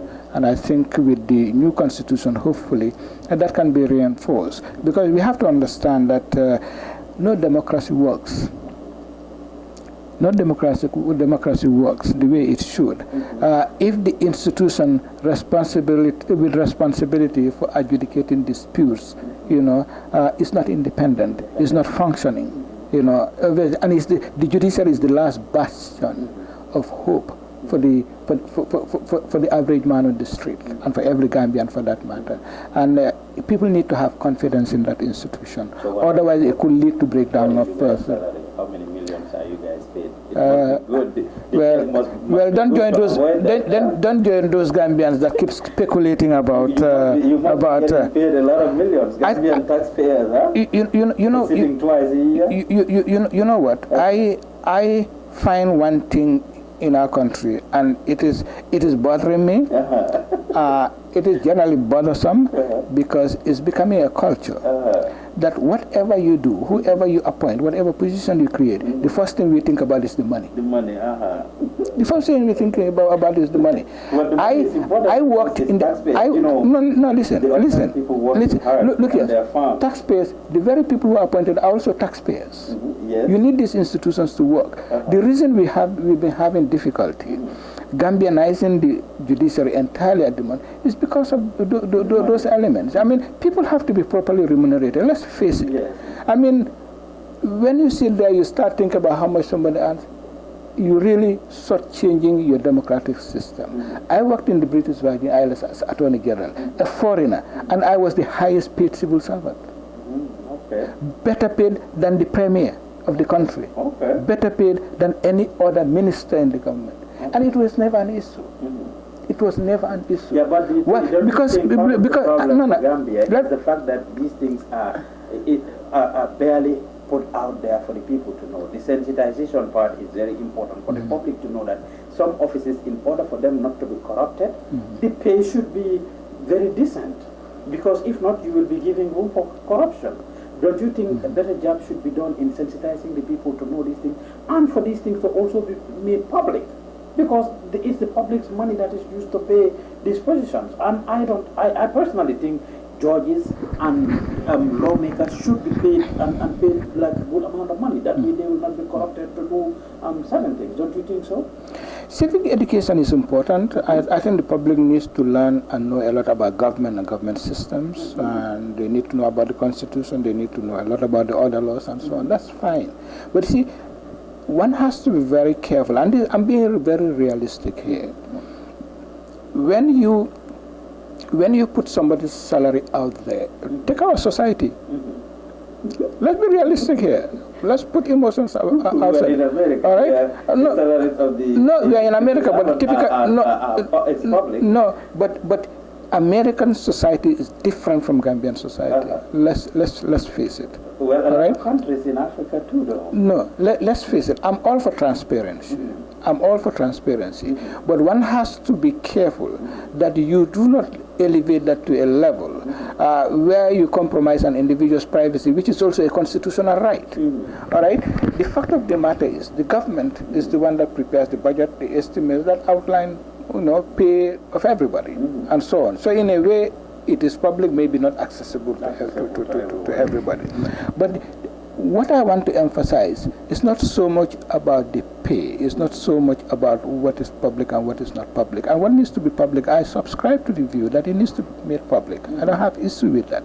But I think it's the emotion that we build into this that creates a problem, that creates a wedge between us as Gambians. It's not only about family members. I think it's about people judging others, and we Gambians are very good at judging people. I don't think we do a good job of it. Exactly. And people say a lot of things, but you have to understand.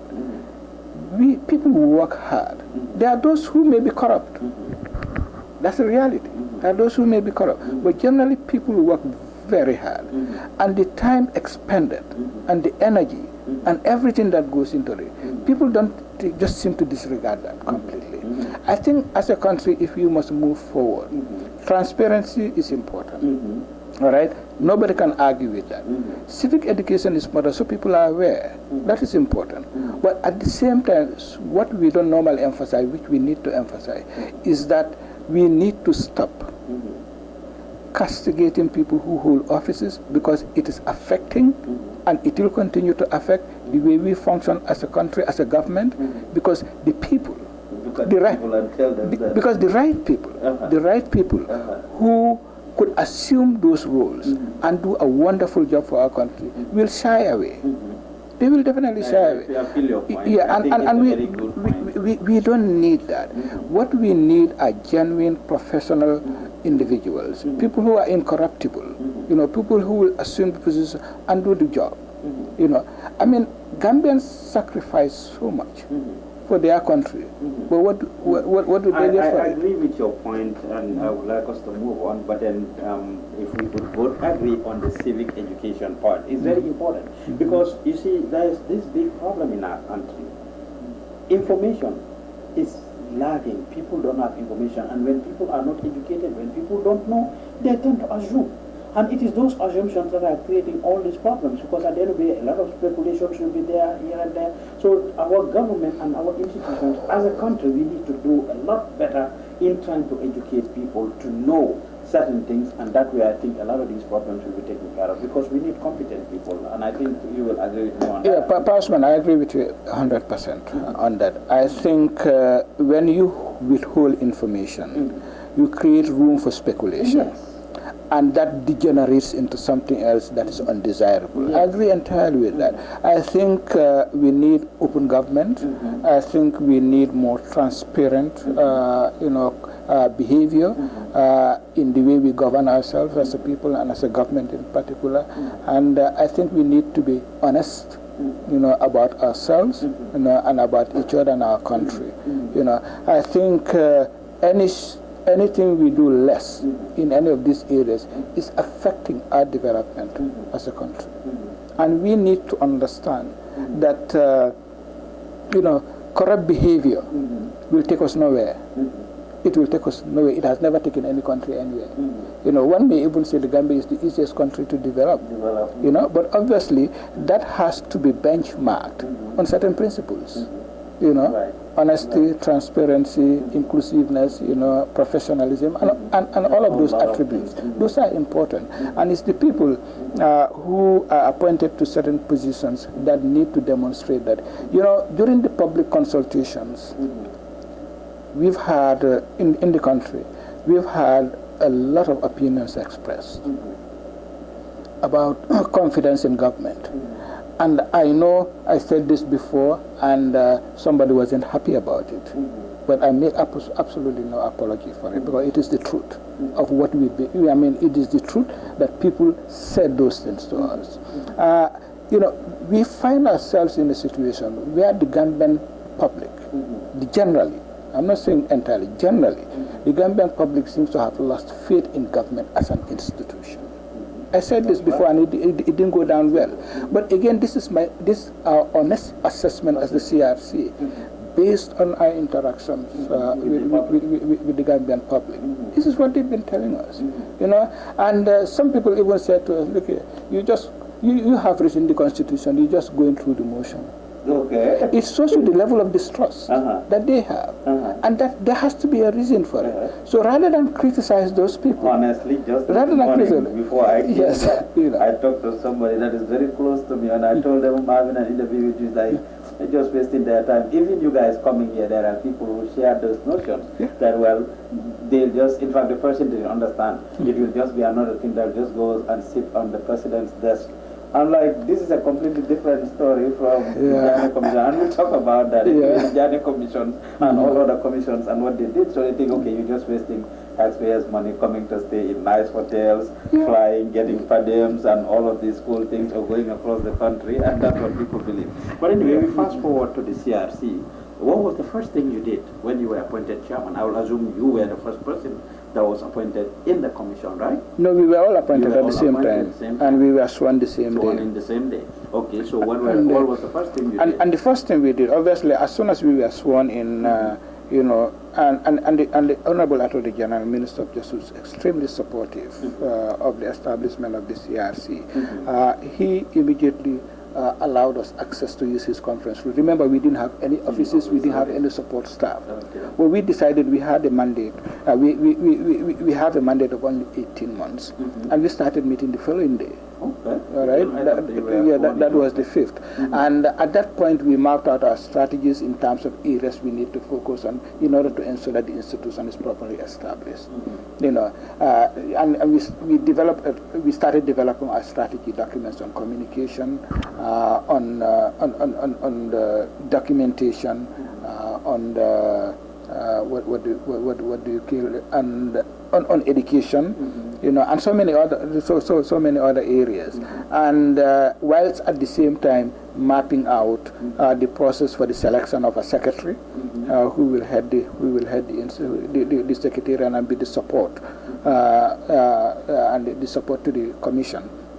So we laid out all those processes, and at the same time we started developing questions which culminated in the issues document, because we realized that in order to be able to engage Gambians meaningfully, we need to at least put something to them. Yes. Let them see. Give them a skeleton. Give them a skeleton. Give some idea exactly, and so on.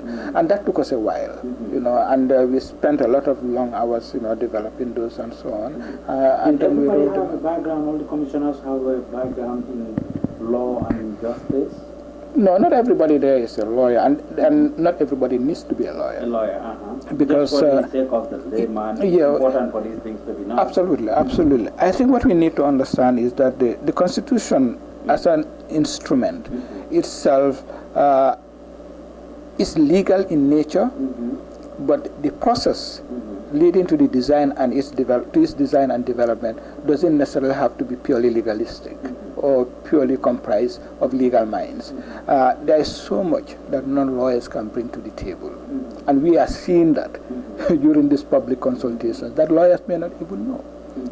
So I think having the non-lawyers in the commission has brought in a wealth of experience, whereby we can look at things differently, and look at it sometimes from a layman's perspective. So it's really a good balance, where you have a mix of lawyers and non-lawyers, in the CRC. Okay. So after you establish all of that, the consultation was the next step you took? Or after that, we had to recruit the staff, of course. Yeah, we had to recruit the staff. We established the secretariat, and government was very supportive, and as was our development partners, namely the UNDP and International IDEA. They've been extremely supportive. And once we put the issues document out, we published that, I think, in October. Or maybe September, I can't recall now. Once we published that, the next phase for us was the internal public consultations, which we started in early November. Yeah. Okay. So you, one thing I like is involving young people. I mean, I'm a person for young people inclusion, and you guys seem to include young people a lot in the CRC administration and the like, especially in the area of the media, which is very good. What prompted this decision to include young people, and not only even young people, even women are very much involved with the CRC. It's not like an all male-dominated and, of course, mucky. Male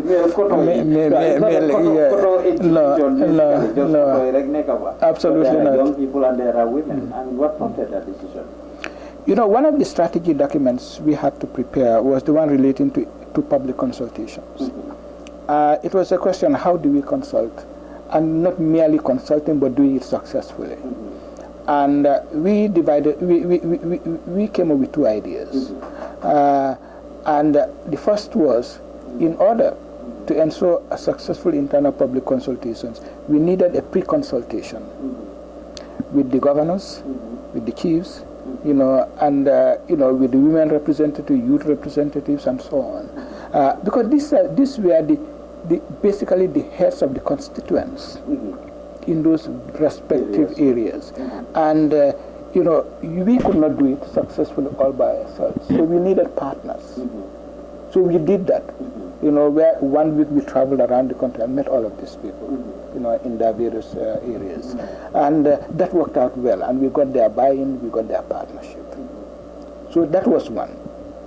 The second one was, okay, if we are going on the actual public consultation, how can we do it with a measure of success as with the pre-consultation? The first thing we decided was, look, not every Gambian really knows about the Constitution. Don't go there. We can't go there talking about the Constitution that they don't know anything about. So we had discussions with the National Council for Civic Education, which under the Constitution have responsibility for civic education, and they were willing to come in. So we had a memorandum of understanding with them and partnered with them, whereby they would be the advanced party to go around the country to discuss constitution, constitutional review processes, and the fact that we were coming and what to expect from us. So, and that worked out well. It set the pace. So by the time we went out now to consult, the foundation had already been established, and people knew what the issues were even before we raised them. So we had that very meaningful dialogue. So it worked out pretty well. And also because of the nature of our society, there are certain realities that we always must confront. We said, okay, we'll have the plenary meetings where everybody comes together, you know, older people, the women, the youth, people with disability, and so on. But then we will have that for a period, and then we will break into sessions. The men will be by themselves, we'll have the women by themselves, the youth by themselves, and people with disability will also be provided with that facility. And that worked out perfectly. Because in some societies, and you have to understand that people who could be at the same level, youth talking to youth, exactly, women talking to women, and that was people that could relate. That was exactly what we did. Okay. And you know, you'll be surprised. In some plenaries, women spoke and spoke very well. Okay. But in some, they were very quiet and didn't want to say anything. And you can understand the conservative nature of some of our communities, and that's just the reality. But when they were divided into focus groups, I mean, the passion was high, and they spoke. So they were well represented. And I remember when we went to one of those communities, I think it was Janjambure, and we already had our focus group discussions and everything was done. And when we were ready to go, we were looking around for one of our commissioners, our youth commissioner, just to realize that he had a group of youths and students, hanging out with, and talking to them and raising issues with them, in addition to all other issues. You know, and that was really so impressive. And we had to wait for him to finish what he was doing, because youths have been involved in this process, and we've also, during the internal consultations, been engaging the schools in the areas we've been to. You know, where we would send a commission and some, you know, staff to go and talk to students at the senior secondary level, and the level of engagement was superb. You know, so it just shows that generally, what Gambians needed was not so much the law, but it was to be consulted, to be included in the process. Inclusion is very important. It is very important. It gives some opportunity. Exactly. I mean, we've been to communities where people have said to us, you know, we appreciate you coming here and talking to us in our bantabas. Even if you don't take on board what we have said, the fact that you came here and talked to us, that was great. You did not come here to validate a constitution. You came here to include us as part of the process of designing and developing one. So it just shows you that people really appreciate being included. And I remember in one of the communities again, somebody saying to us, you know, this is the first time I'm sitting down for a long period discussing and learning about the Constitution. I used to hear it and never knew what it was. Now I know how it affects my life. I would want the same conversation with the same group next year and the years after. That is very important. So again, if you emphasize the point you raised earlier about civic education. So it's important. It's very important. We need to include our people. And I will say this. You know, we are going through this constitutional review phase. We need to go. We need to look beyond this. It doesn't mean that once the constitution is drafted and submitted, everything should come to a stop. Civic education must continue. Yes, it's the most important thing. We must continue to consult our people on key legislative measures. Key legislative measures that affect their lives, their way of life, their values. You know, as communities, they need to be consulted. Other countries do it. Why can't we do it? I agree very well that the world is moving to a direction where democracy is very important. And people, Gambian people, grow and be part of this process, because it's very important. for us to be at that level where people should take their own destinies into their own hands. They should be involved in what is happening versus just making decisions for them and they just follow and accept whatever you are telling them. So it's very important. So you're doing this, you're going to the different communities, you went to the length and breadth of the country. What were some of those key issues that Gambians are very passionate about that they would like to see in their constitution? A host of things, but I'll just cite a few that stand out very clearly. The first thing is, Gambians don't want a president who stays there indefinitely. I'll tell you that. I mean, I think Gambians are unanimous. But since when though? They've been praying for president to be there for 1,000 years. They are the ones that have told Jawara. Remember what? They told Jawara, begged Jawara to stay in 1991 or 92. Yeah. Yahya Jammeh was almost made a king and was called Babli Mansa. We are seeing the trend with Adama Barrow now. So, but in reality, though, this is what you guys found out. Yeah, I think in reality, like I said before, people speak out of experience as well, in addition to other things. And people generally are saying that we do not need a president that's just going to sit there forever. Okay. And they want a term limit. Even as we had at yesterday's meeting, there was no dissenting voice on the issue of term limit. And the law also, the CRC Act also makes it very clear that one of the things we should take into account is the term limit. So generally people are conscious of that, and like I said, at the local grassroots level, more at the local grassroots level that you would have expected, and so that one stood out. The other one that stood out is again we have a unanimous position on this. Basically, is that the Chief Justice must always be a Gambian, and the arguments people are putting across is that it's our own that will know our problems, is our own that will have mercy on us. I don't know how true that is, but at least that's how the people are thinking. So they do not want a non-Gambian ever becoming Chief Justice. So that's almost unanimous across the board. Then there is the issue relating to assets declaration, where we also see near unanimity. Because again, people generally feel that, and they are not limiting this to the presidency or to cabinet ministers. They are saying that this should be across the board, in respect of all key government positions. That people need to know what they have, by the time they assume office, and also how much they have by the time they exit their office. And again, it comes down to issue of transparency and trust. People feel that they need to have trust and confidence in their leaders. And when I say leaders, I'm not only talking about political leaders. It's about everybody who assumes a key position, because that's where the example has to be set. So that has been a concern for them. Obvious transparency is important, and one of the things that people have brought out is okay, we need to encourage whistleblowing, but we need to go beyond that and protect whistleblowers. Obviously, it's a very dicey subject, but one again which reflects, the whole issue relating to accountability of persons, holding public office. So generally, there are opinions on those. There are areas where we obviously need to do assessments based on the totality of the information we collect, and those relate to the educational qualification of key, office holders, maybe president, cabinet ministers, parliamentarians. So those are issues there. The mode of appointing people and so on. The one area where we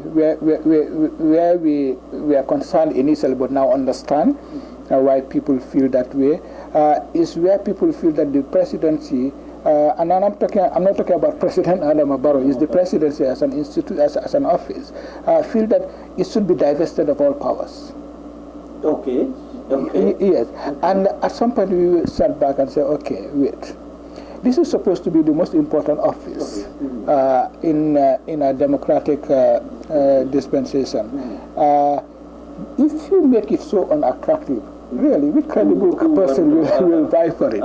So I think, but the way, what is the motive or the reason? I think again is the frustration of the people generally in government and government the way things are run, and I think what the people generally are calling for is not so much the way we are seeing. It's not so much about divesting the president completely of powers, but about creating, checks and balances, and also ensuring that we create institutions that are solid.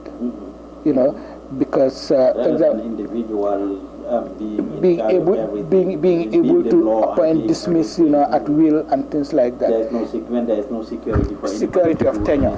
Yes. Okay. So people are concerned. People are generally concerned about that. So, which is why these public consultations are helpful, because people are giving us the rationale for their thinking.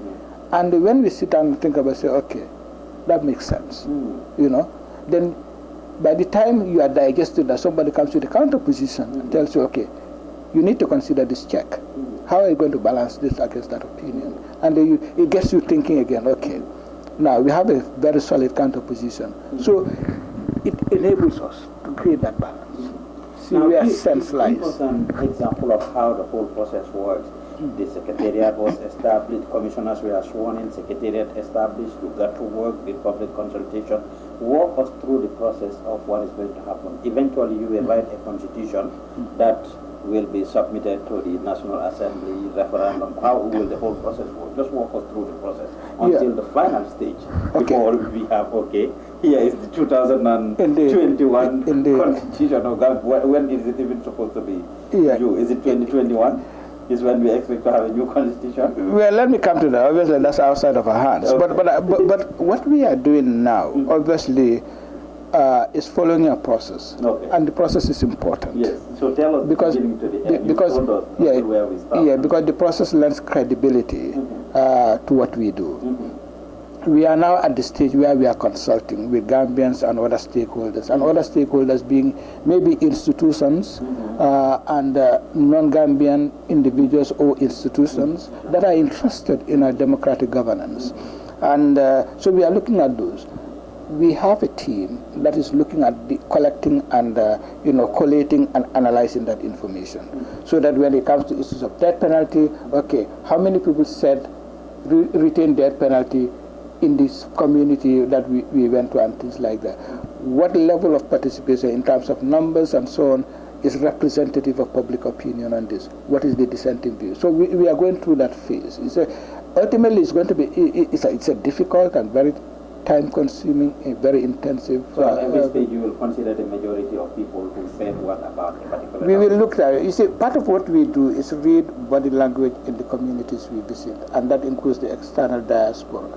If, for example, we have 3-4 people say abolish death penalty, and we hear no counter argument, the presumption is that everybody agrees with us. So obviously, we have developed a methodology as to how we are going to determine public opinion, and we're still working on refining that to make sure that we do the right thing. So once that is done, then as a commission, this is more for the commissioners, we will sit down, and this work is actually ongoing because we meet regularly when we are home and so on. Then we will sit down and map out what needs to go into the new constitution and what cannot make it into the new constitution. Because as somebody rightly said at yesterday's meeting, if you want to put everything in the Constitution, it's going to be so voluminous, and that's not what the Constitution is supposed to be. My next question to you, where several countries have 20 pages, less than 30 pages in their Constitution. The Gambia has over 100 pages in our Constitution. But I think that, to me, I think that's the wrong yardstick to use, in the sense that countries' constitutions are not developed in a vacuum. You develop it within a particular setting. For example, we have gone through a history. So if we are building a new constitution, are we going to assume certain things that ordinarily other countries would assume in developing that constitution? No, but then these are the things. But the general argument would be those countries are bigger, probably been longer than Gambia, have a lot more experience and things in their countries than Gambia did. in America, for example, or Nigeria, for example, or even our neighboring Senegal, in terms of population size and history, in every way they may have it richer than us. Our histories are still different. I'm not saying that we are going to have a constitution that's going to be massive. I just don't believe that the benchmark being used is accurate. Okay. I think every country, in terms of designing and developing a constitution, has to be built on within the context of the country itself. What the people of the Gambia may consider as paramount to them, as representing their bread and butter, may not necessarily be the same with America or with Senegal. Yeah. So we have to be conscious of that. That's why I'm always very careful, and we at the Commission are extremely careful about using others as a yardstick in order to design things for ourselves. Otherwise, what's the point of the public consultation? So I think ultimately what is important is that we recognize that the Constitution is supposed to be a framework. It cannot address everything. A number of other issues may need to be addressed in statutes. Some may need to be, as a matter of policy, to be designed and implemented. So there are many other variables that need to be taken into account in this process. But for us, and again coming from the history we've had, from the time of independence to date, we need to determine from these public consultations what are key for the people. We say separation of powers, and everybody says separation of powers. Exactly what does it mean? We have to sit down and say, okay, this is what it means in the Gambian context. Do we mean complete separation? Or is it that we have to build strong institutions in order to promote the democratic governance of our country, and show stability, and show respect for the rule of law? So these are all elements we need to look at. And that is where the emphasis comes in terms of specific subject matters and areas. So ultimately, is it going to be a lean constitution? That's what we hope for. But I'm not going to define the constitution by page numbers. I think that is the wrong premise. Fair enough. In your consultation, you've met with several stakeholders.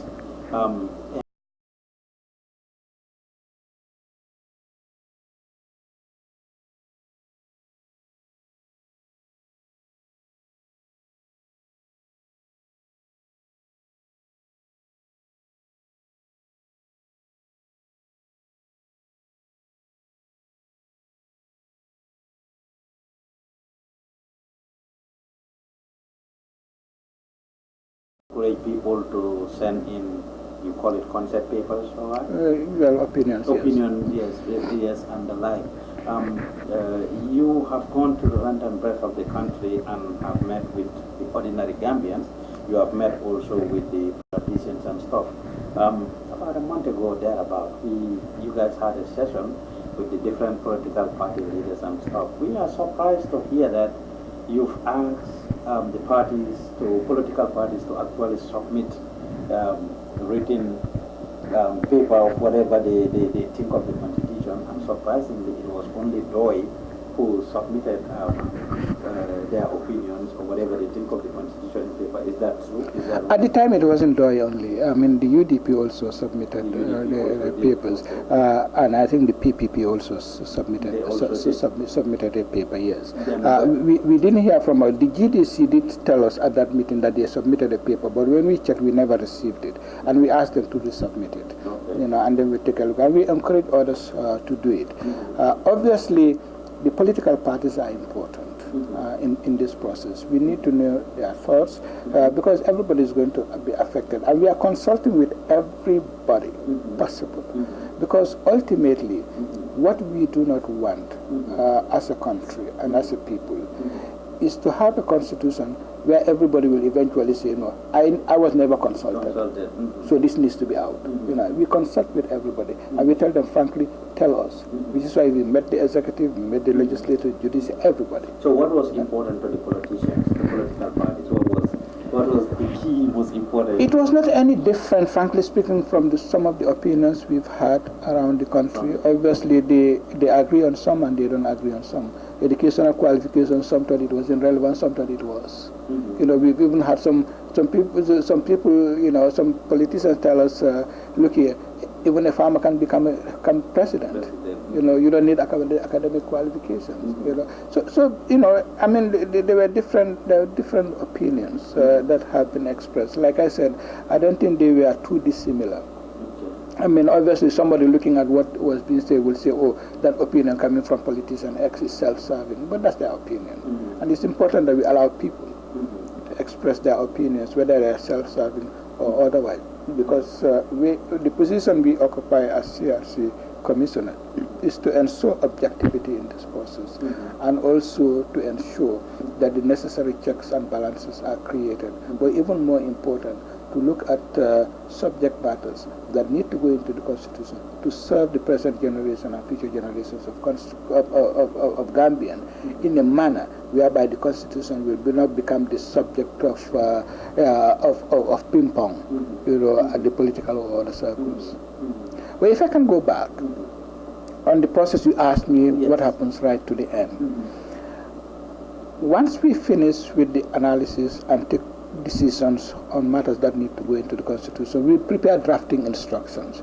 We've established 5 technical committees, and one of those technical committees is the Committee of Experts on Constitutional Law, which is chaired by our Vice Chairperson, and also the Committee on Constitution Drafting and Report Writing. These are 2 very key committees. So they will analyze work that comes from the CRC and the other technical committees on education, media, you know, and land environment, as well as on public finance management. And within this committee, technical, we have experts, Gambian, some non-Gambian, you know, who bring a wealth of experience into some of those issues. So we look forward to those reports and the recommendations. So that will lead to the designing and development of the new constitution. Then once we prepare the first draft of the constitution and the report, we will publish that. The first draft of draft constitution and the report. Because the report of the consultation. Yeah, the report on the constitution, because that has to be read in tandem with the constitution. Because then people will understand, for example, why opinions they express have not found their way into it, or why certain opinions are in the constitution. Because I think people deserve to know, to know that. So that will be done, and then we will invite Gambians to look at the draft constitution and express their opinions on it. Are you going back to do the same thing you just did? On a very limited scale, and I'm not sure it will happen externally, because what we are looking for at that particular stage is for people to be able to read the Constitution and then give us their written opinions, you know, on what they think. But also, we are taking a different approach. It will be public, right? Oh, it will be public. It will be public. Everything we do mostly is public. And then... you use the word mostly. I say mostly because our proceedings are not public. Yeah, that's fine. No, it's important. It's important people know that. And I'm very guarded in terms of what I say. Then what is going to happen is that locally we need to take different approach, because we have a high illiteracy level within our country. So we will have public consultations within the country, but on a limited scale. You know, where we let people know what is in the Constitution, you know, so that people can grasp that and then express opinion on those matters. And those opinions will also guide us in terms of the final stages of the Constitution. And that final stage effectively is the revision of the first draft and finalization of it. And once we do that, then the final draft will be submitted to the President, who will obviously respond. The executive will take a look at it, you know, and after that, the next phase will. I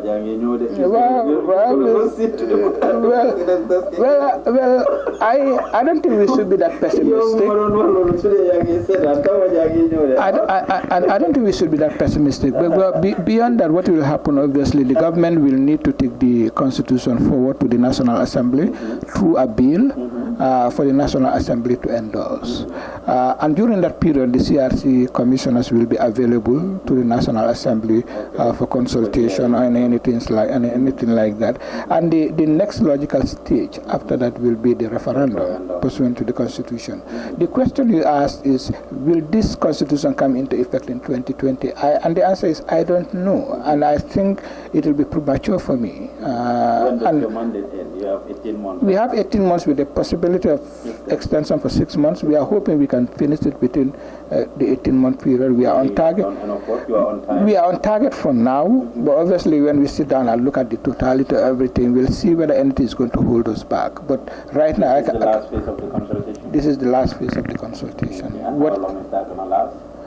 This consultation actually ends in early July. And I think we have 1 or 2 other meetings of stakeholders within the country, which shouldn't be an issue really. But so far we are on target, and we are hoping that we can finish it within the period. You must remember that all of us, 11 commissioners, we have our regular jobs. And this is not the easiest because we're still doing our regular jobs. We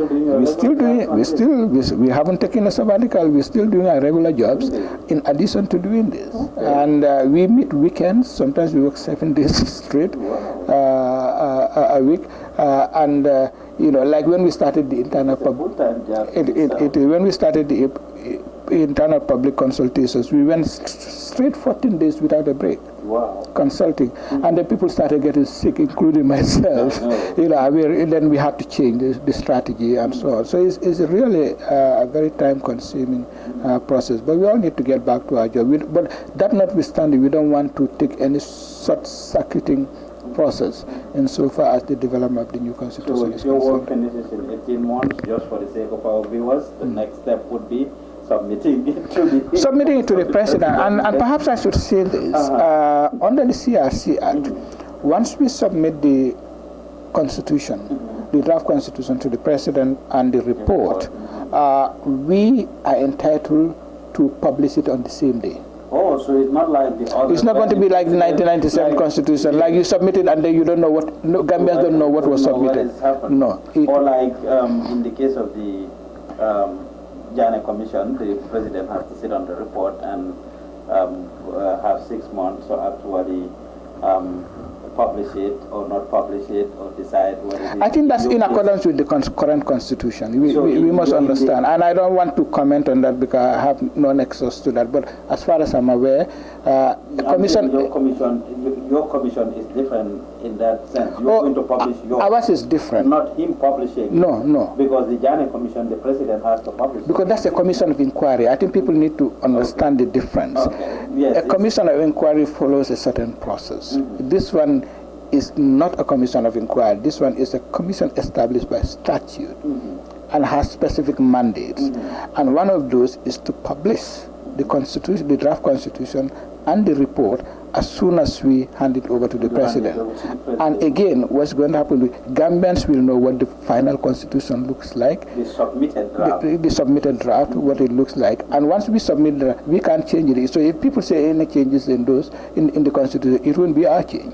It will change coming from a different perspective. Very important. You are watching the Nyohobai show here on the Gambian Talents TV. Pausman is your host. It's very interesting. I know we've been here for a while, but this is very important. Then it is left for you, the Gambians, to actually watch and see what is in your constitution, what is in the final draft constitution. Let's read it. Let's find time to look at it and read it and know.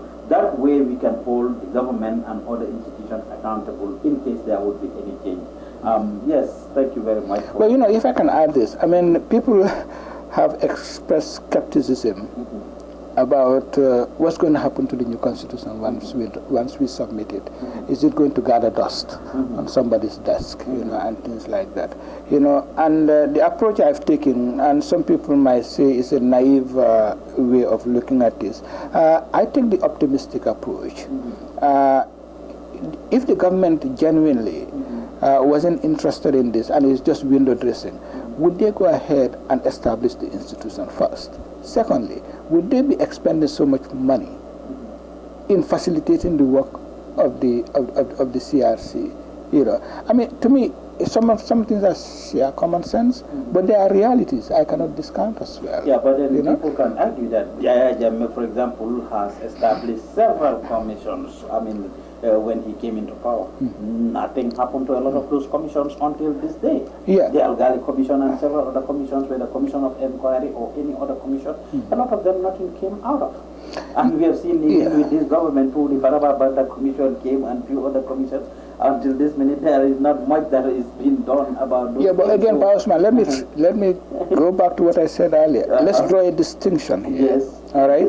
A commission of inquiry follows a particular procedure. All right. I think we all, as a people, need to be cognizant of that and allow that process to phase out the way it should. But coming, it is not. You are not wrong to assume that a similar,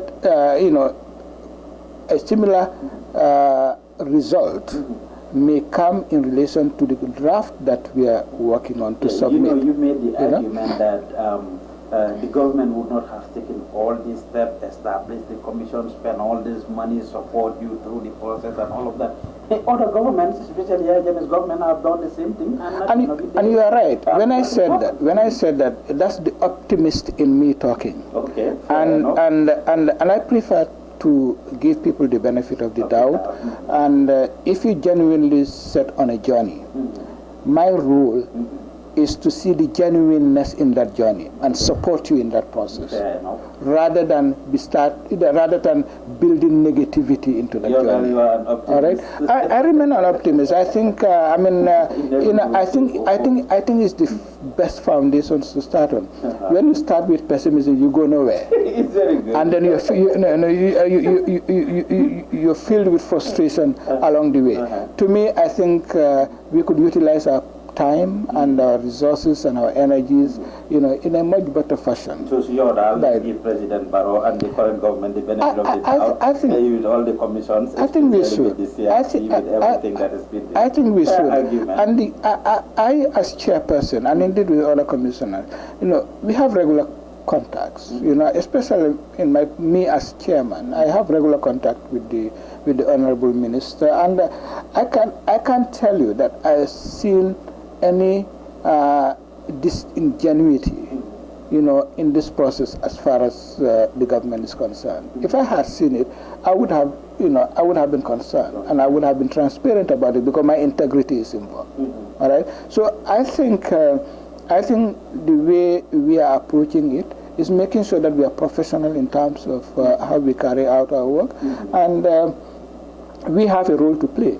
We have a mandate to execute. Once that is completed, we hand it over. Then thereafter, Gambians know exactly where the next step is and what needs to happen. Thank you for answering those questions. Now, we are in the diaspora and we are very concerned.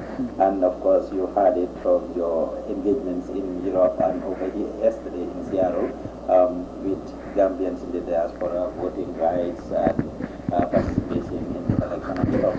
How did the Gambians on the ground respond to that particular thing? Do they feel like folks in the diaspora are Gambians and should be? Of course they know they are Gambians. But then what was the opinion like on that particular issue from the locals? I think generally there is consensus that the diaspora should be given the opportunity to vote. There's general consensus. In contest elections too, or that one no? There are differences of opinion on those things. And one of the things that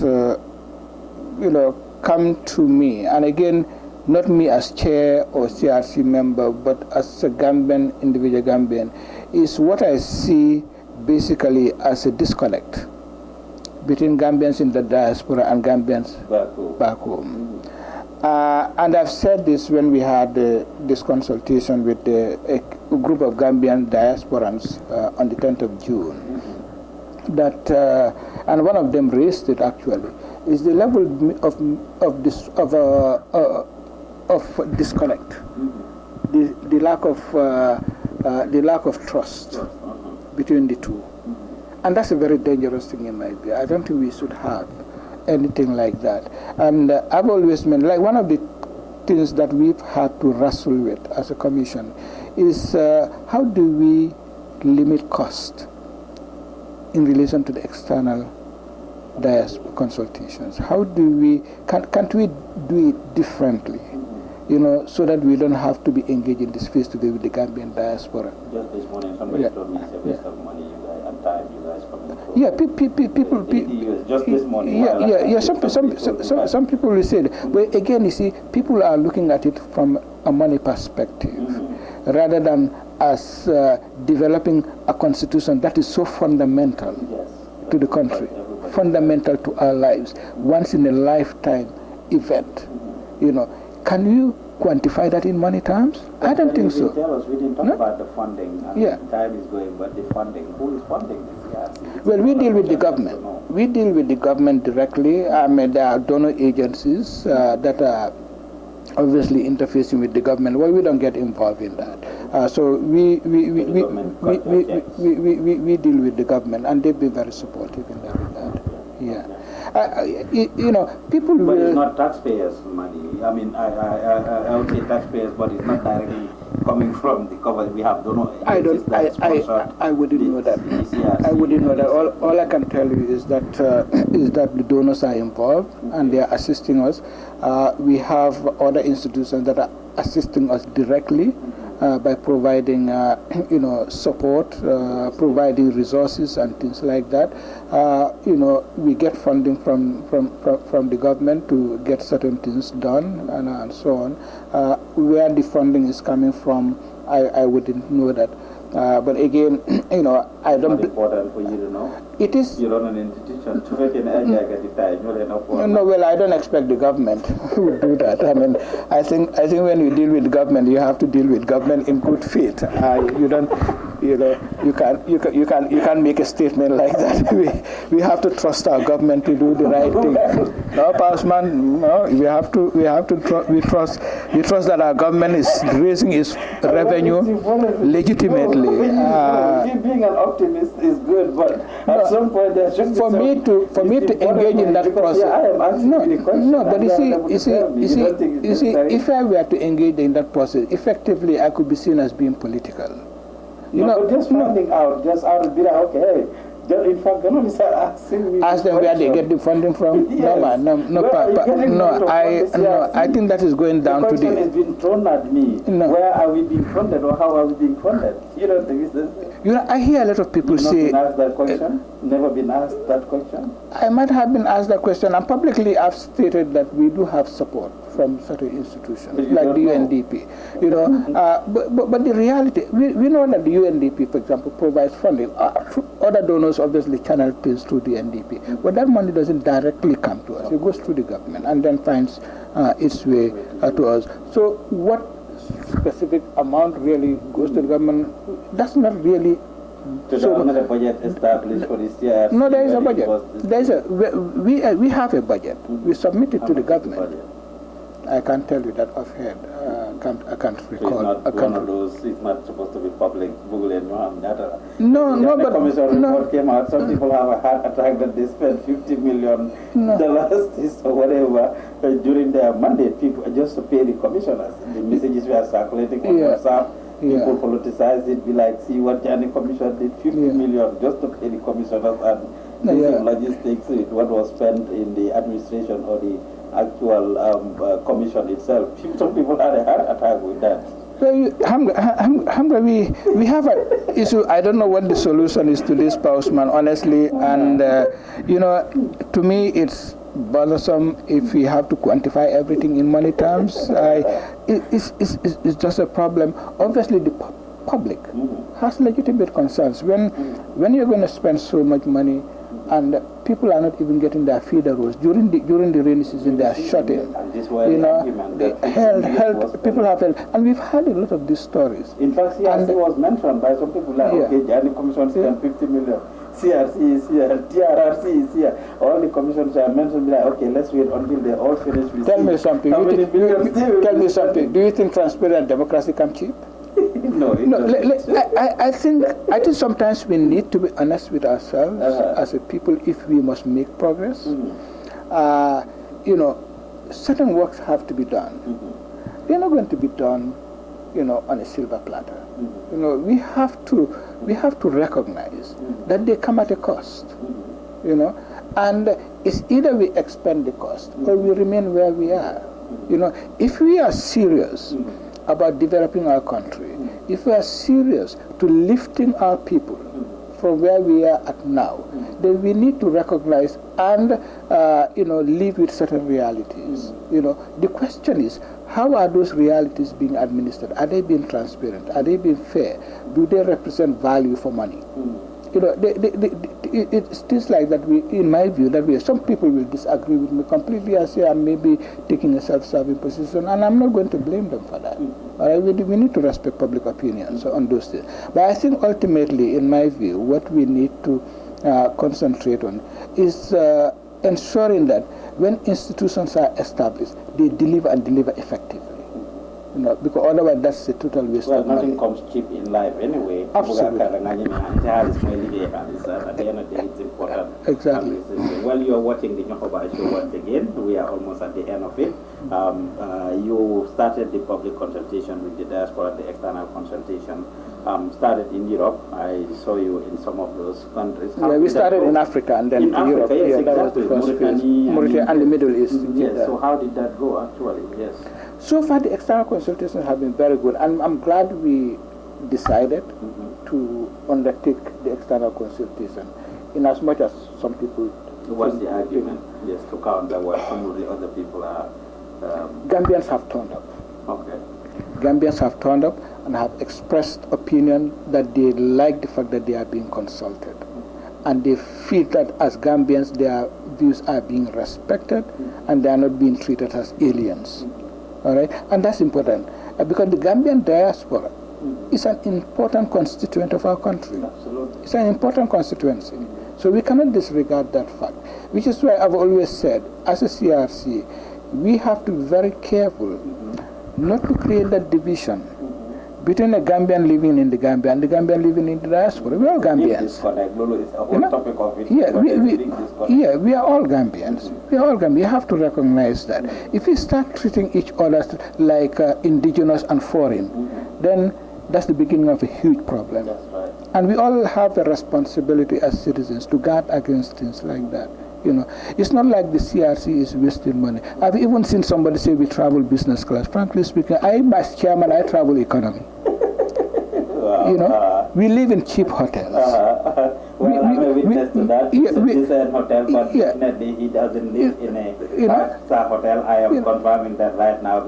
I mean, it's not one of the most expensive hotels in Seattle, so I can establish the humility in it where we are. We try to cut corners. We try to cut corners to make savings, because ultimately we are all conscientious that, if we do anything wrong, we'll be part of the blame, and justifiably.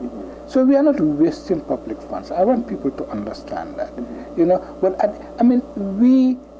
in fact, when we are doing the public consultations, for instance, we were paying our support staff more than we were receiving as commissioners, because we wanted to make sure that they were comfortable. They got what they wanted. We could manage. When we started off, some people's argument is the team is too large. Why do you have to go with the whole number of people? Like I think how many people came to America? I think people, and how many went to Europe? Again, they are looking at numbers instead of the reality facing it. Because if you look at it, we in fact, as a matter of fact, all 11 commissioners should have been here, because what people are saying, hearing it directly, is what helps to form our opinion.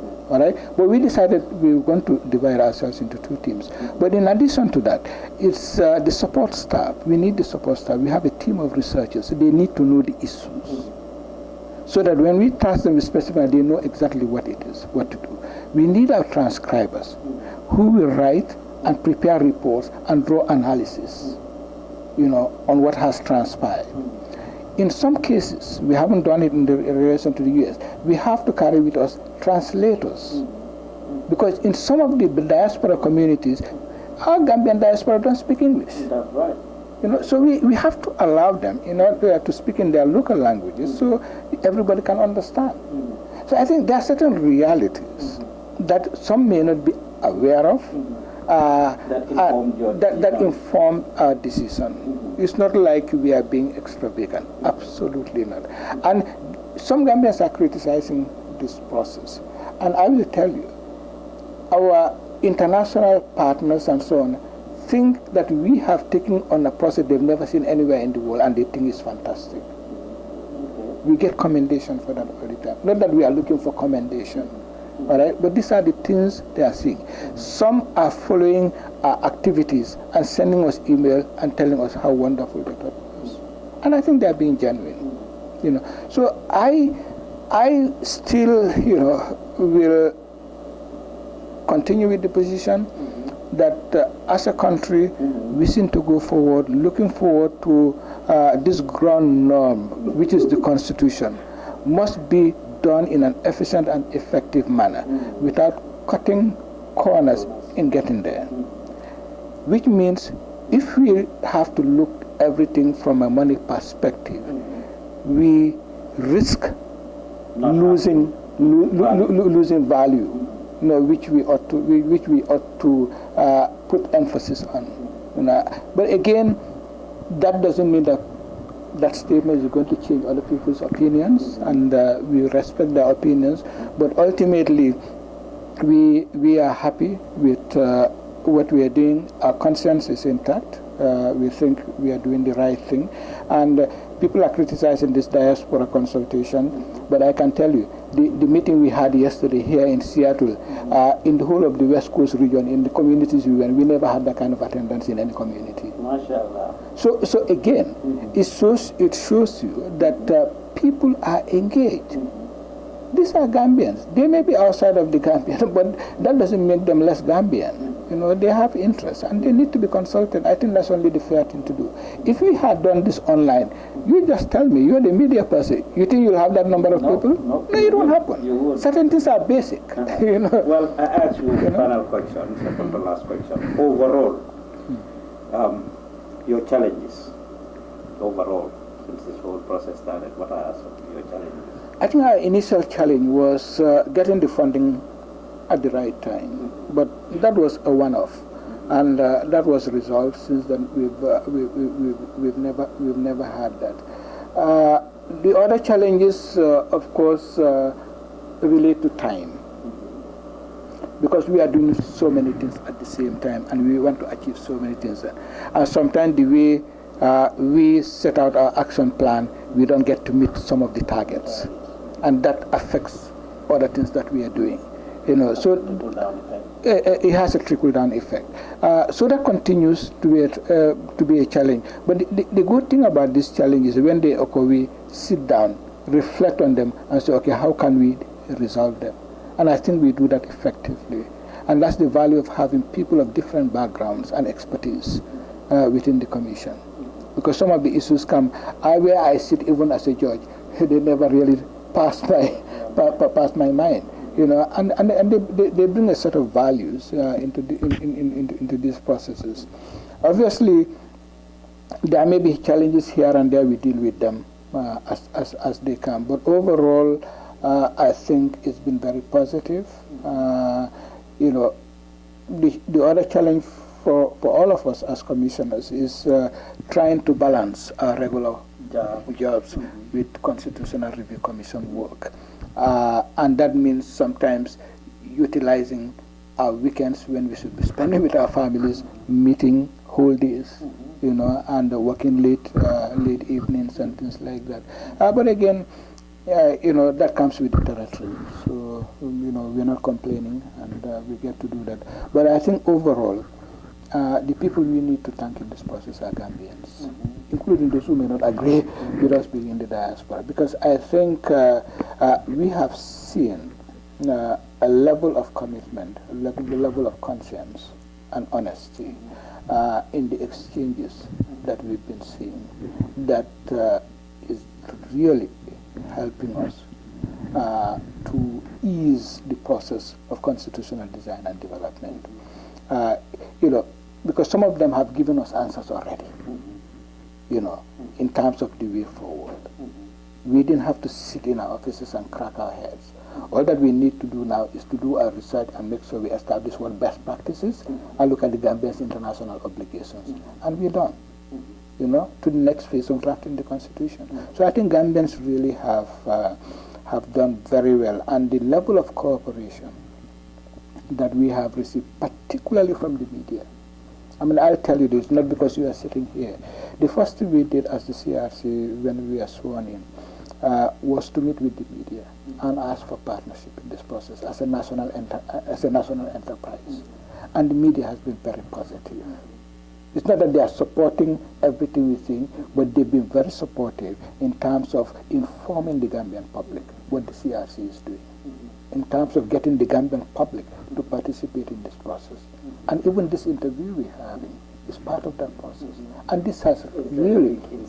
Exactly. So, I mean, sometimes we tend to underrate things like this, but the reality is every medium we can use to inform our people, majority of whom generally are not well informed, I think it's a huge step in the direction we are heading as a country in order to ensure that we inform each other, we reflect on our past, and chart a future that we all believe or would want in order to shape our society as a nation that is truly democratic, respect values, respects rule of law, and is also prepared to lay that foundation for future generations of Gambians yet unborn. You're watching the Nyohobai show from the Gambian Talents TV. You have been your host.